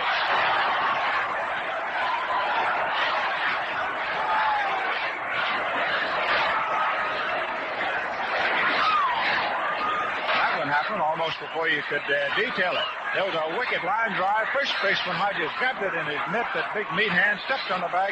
Foul, just like that. Happened so quickly, DeRocher didn't even know he didn't have any base runner anymore. That's almost as quick as the way Post Sugar Crisp was selling. That's the brand new one. Boy, it is taken over. Okay, here we go now with third baseman Henry Thompson, who made the key error back in Brooklyn's 4-run fifth inning. Left-hand hitter. Takes a curve low inside, ball 1. Second double play in the game for the Dodgers, and their 4th of the year. Hodges, unassisted on the line drive, first baseman. There's a high drive hit deep out toward right center field. It's going way back out there. It is over into Bedford Avenue for a big home run, and it's a brand new ball game. And Henry Thompson knocks it, and to his home will be sent a case of Sugar Crisp. Oh, he hit it high over that 40-foot screen in right center field. So it's all even at 7-7. Just give Thompson a run for a perfect day. He'd had a single and 2 walks, and now he has his home run. And this gives Henry 5 hits out of 10 at-bats. It's his 4th run batted in and 3rd home run of the season. He's leading the Giants in the extra bases. Don Mueller up. Batter's pitch is a curve over for a call strike. Brand new ball game. Big home run by Henry Thompson. He got it. As a ball hit down the right field corner, Perello goes over, jumps and makes a one-handed catch at the base of the concrete wall. And the Giants really hit Batter very hard to only come out of there with just 1 run. Everybody up there hit that ball. Double play broke the back of it. 1 run, 2 hits. So she's all tied, 6-6. So the ball game is bigger and better than ever, isn't it? And folks, the 1950 Dodger yearbook is bigger and better than ever. And it's brought your way by Post Cereals. Now, wherever you are, listen, here's a wonderful new book for you Dodger fans, for baseball lovers everywhere. Pictures galore, up-to-the-minute statistics about every player on the Brooklyn team. And you'll enjoy owning a copy because it's a fine way to get acquainted with every man on the roster right from his first day in baseball. And to be sure to get your Dodger yearbook right away, here's what you do. Send a box top from any regular-sized Post Cereal package or the front panel of a Sugar Crisp bag, together with a quarter, to Dodger Yearbook, Box 79, Brooklyn 1, New York. And we'll have your book coming your way within a couple of days. It's the very same book that sells at Ebbets Field for 50 cents. Carl Perello, first up last of the 7th. Sheldon Jones, the right-hander on the mound for New York. His game to win or lose, too. 6-6 tie. Curve low outside, ball 1. A couple of young, hard-throwing right-handers are going at it now. Gladys Gooding at the electric organ here at Ebbets Field just played My Old Kentucky Home as a tribute to Commissioner Chandler, who's attending today's game. Pass ball over for a false strike. 1-1. Jones, right-hander, delivers. Perello swings and misses. Strike 2. 1 ball, 2 strikes. 1-2. Jake Pittler, coaching on his 56th birthday at first base. Milton Stark, who happens also to be Eddie Stanky's father-in-law, coaching at third. Sheldon Jones, who a couple of years ago was a professional fighter, then decided baseball was a better athletic enterprise. Sheldon Jones on the mound. Dark brown eyes. Perello leans in. Curve is outside, and it is ball 2. 2 balls, 2 strikes. 2-2. Pittsburgh has defeated Cincinnati 9-2. The Braves have now won 3 out of 3, knocked off the Phillies 3-2. Fastball inside, and the count is closed. 3-2 to Perello. Dahl is 1 for 3. His single in the 5th inning tied the ball game at that point, 5-5. Dodgers got a run in the 6th to go ahead 6-5, and Henry Thompson just smacked one for the Sugar Crisp to tie it up 6-6. Call strike 3, and Perello is caught with a pitch on the outside. Jones strikes him out. He gives Sheldon 3 strikeouts. Gross just sticking right along with him. I guess because he figured he hadn't got anybody nearly as good in the bullpen. And it paid dividends because he got out of a mess of trouble in the 6th inning. Had the bases loaded, only 1 out, and didn't allow any further scoring. Gil Hodges was 1 for 3, and that was a home run in his first at-bat today. Takes a good curve over for a called strike. The whole infield is now caught in the full shadow of the stands, with the sun going down behind them. Center field and right field are still in the sun. Right-handed pitches, high outside, ball 1. 1-1. 1 ball, 1 strike. No action in either club's bullpen. The Yankees didn't score in the 9th inning.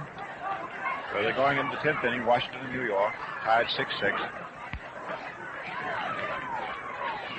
Fernando Jones pitches, and Hodges hits a ground ball back past the mound. Shortstop Doc is up with it. Throws over to first base, just in time. Hodges up. Short to first. 2 men up, 2 men retired. The even up status, 6-6 is this. After the 7th. And Bob Morgan, who's had 1 hit for 2 at-bats today. Rookie, he's the batting champion in the International League last year. He's hitting .533 right now, 8 for 15. Right-hander Jones pitches, and it's a curve low outside to this rookie right-hand batter, blonde Bob Morgan.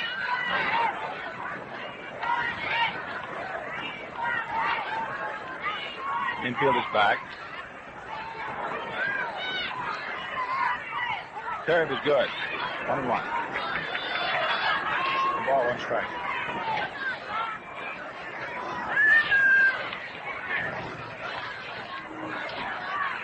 Giants are fighting desperate to win their first game out of 4 this year. Morgan takes a curve outside, ball 2. Dodgers fighting just as grimly to make it 3 straight victories for them. They lost opening game at Philadelphia. There is no quarter asked, and there's certainly none given when these 2 clubs lock horns, I tell you that. 2-1 pitch. Fastball is good at the knees for call strike 2. 2-2.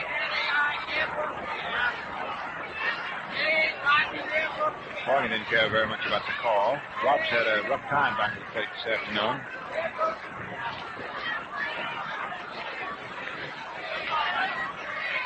Two and two.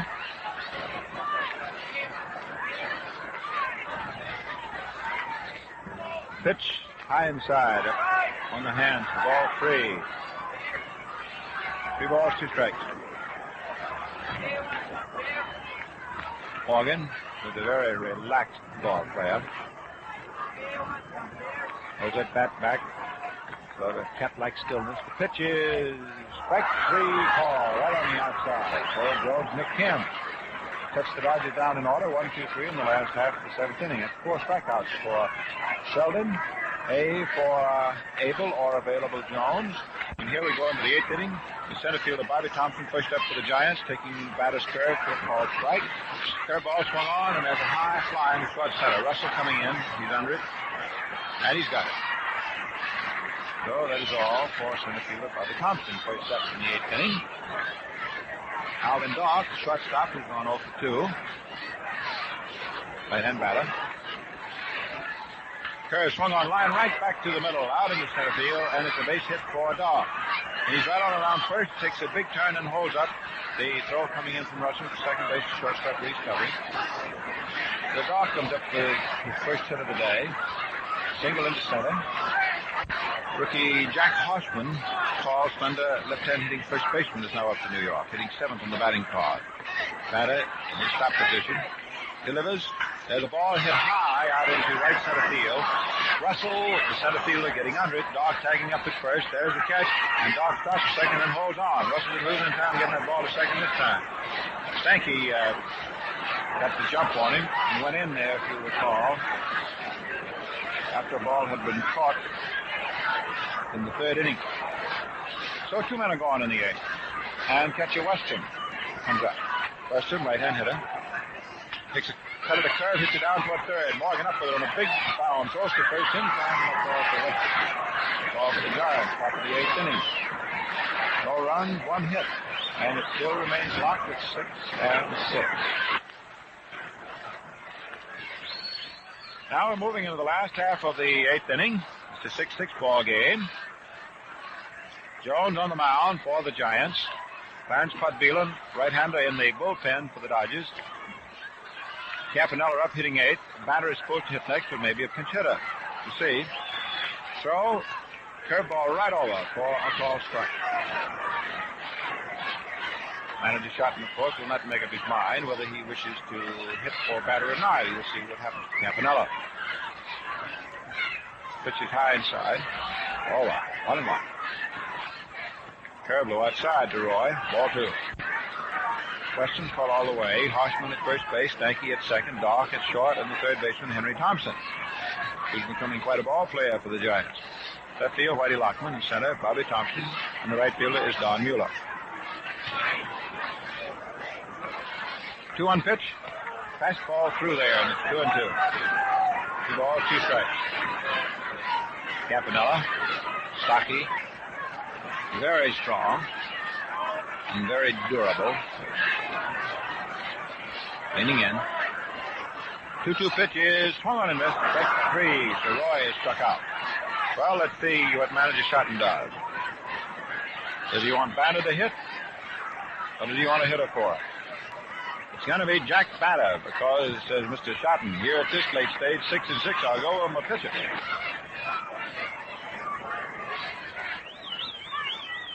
Hatfield step back in the left man, a left-hand hitter. Ground ball hit down to first base. Dug by Hodgson. Picked up. He can't pick it up.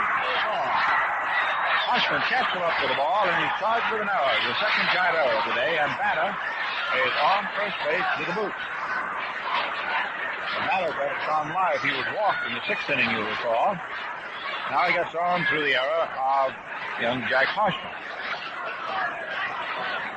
Pee Wee Reese up. Jack Batter on at first, a 6-6 tie. Just how long the game goes depends a lot, of course, on what Brooklyn does here in the last of the 8th inning. Man, these ball games just as tough as taxes, you know it.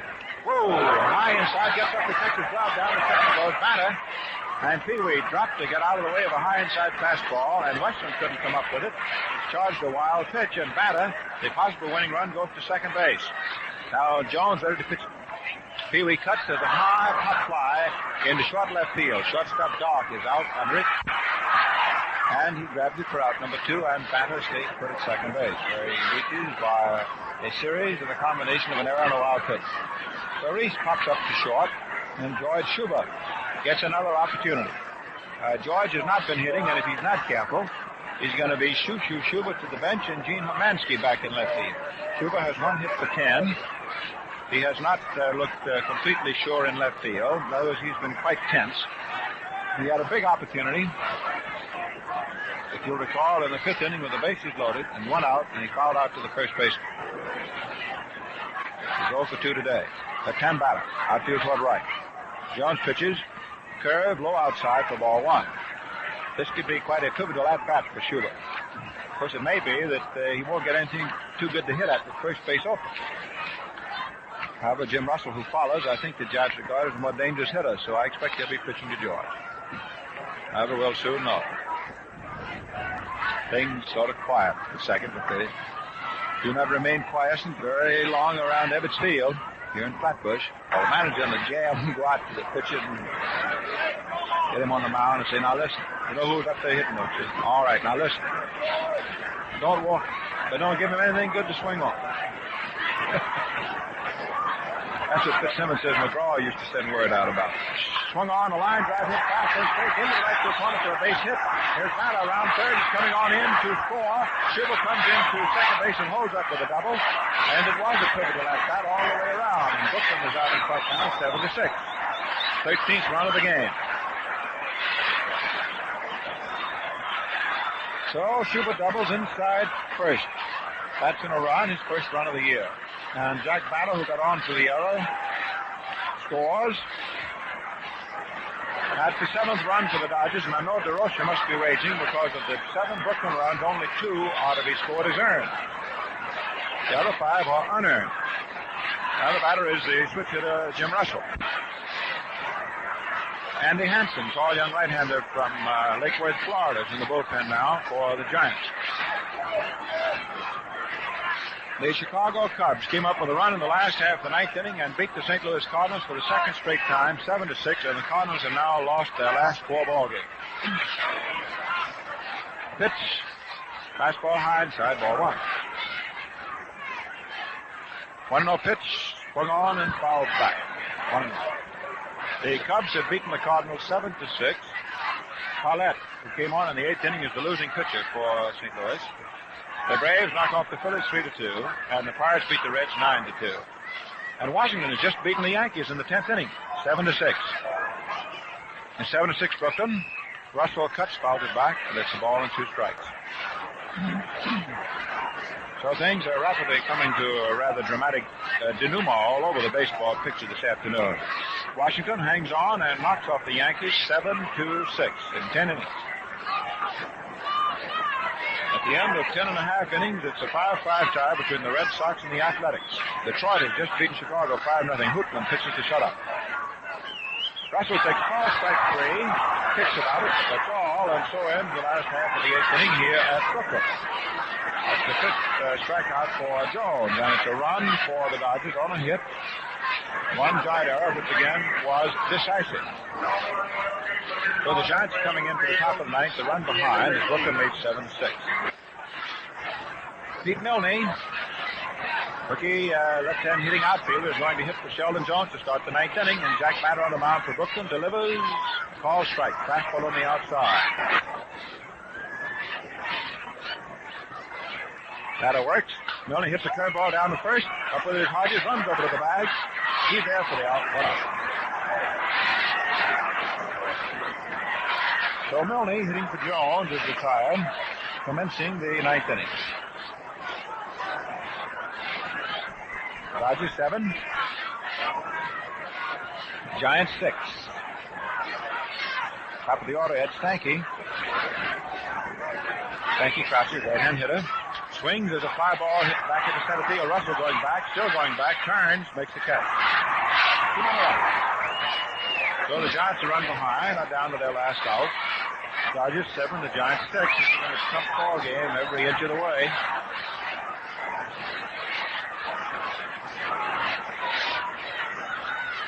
Whitey Lockman, who singled in the first inning. He's 1 for 4 today. Hit that whistling line drive, and Hodges, with those fine hands of his, turned it into an immediate double play in the 7th inning. Lockman hitting at .316, 6 for 19. Bata steadies. Takes a side from Campanella. Throws. There's a high pop fly. It's hit out to left center field. Russell, the center fielder, gets under it. He's got it. The ball's in the cover. The Dodgers win. So Brooklyn wins the ball game 7-6, and we're going to check the runs, hits, and errors, and the other scores for you in just a second. But you know, one thing these Dodgers put a premium on is speed. Yes, sir. The runningest ball club in either league. And they mean to stay that way, too, by keeping in top physical condition. And that most certainly includes getting nourishing meals. In fact, to quote the boss in these parts, Bert Schotten, if you ask me, says Barney, eating proper meals is only ordinary common sense for ball players or for anybody who has work to do. Well, that's why Manager Schotten agrees when we say, begin the day the right way with the right kind of breakfast. A breakfast that includes fruit or fruit juice, bread and butter, beverage, and a cereal. That way you're getting the kind of a start you need to keep going right through the morning. And I say, do as so many of the Dodgers do. Make that cereal in your breakfast a post. cereal. Because there is good, solid nourishment in every one of these great P-O-S-T Post cereals. Remember that you get the most when you get Post. For the Dodgers today, their third straight win, 7 runs on 7 hits and no errors. And for the Giants, 6 runs, 8 hits, and 2 errors. And those 2 errors made possible 5 unearned runs as they are technically scored. The winning pitcher is Jack Bannett, his first decision of the year. The losing pitcher is, of course, Jones, who now hasn't won and has lost 2. And for the Giants, this gives them an 0-for-4 record for the season, which, of course, is very tough for the Polo Grounders and for DeRocha. For the Dodgers, after losing opening day, this was their third straight success. Now, very quickly around the Post scoreboard.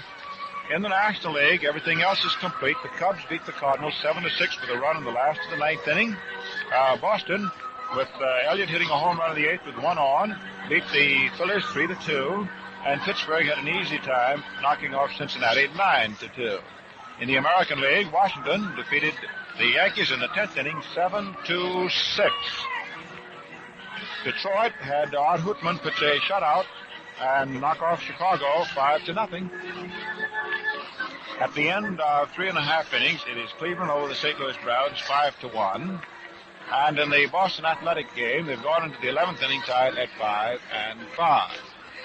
So, friends, that is that. And we hope that you have enjoyed being with us Saturday afternoon at Brooklyn. Boy, it's quite a place. So, for you folks all around the country on the network, join us again the next Saturday. The Dodgers are at Ebbets Field. And, of course, for the folks in New York, as the broadcast goes on 7 days a week, we'll be in business at the same old stand at 2 o'clock tomorrow. Connie Desmond and Ben Scully and the old redhead, Red Barber, will be on hand to be bringing you this game between the Dodgers and the Giants. It's been fun handing you out this one for Post cereals, and we certainly hope you've enjoyed it. And if you have, remember that you say thanks every time that you bring home a package of any of the famous Post cereals. Post Toasters, Post Grape Nuts and Grape Nuts Flakes, Post Raisin Bran, 40% Bran Flakes, or Post Hens. And say, if you're one of the folks who haven't tried Post Sugar Crisp yet, man, be sure to look for the cellophane bag with the 3 little honey bears on it today. And now this is the old redhead, Red Barber saying so long.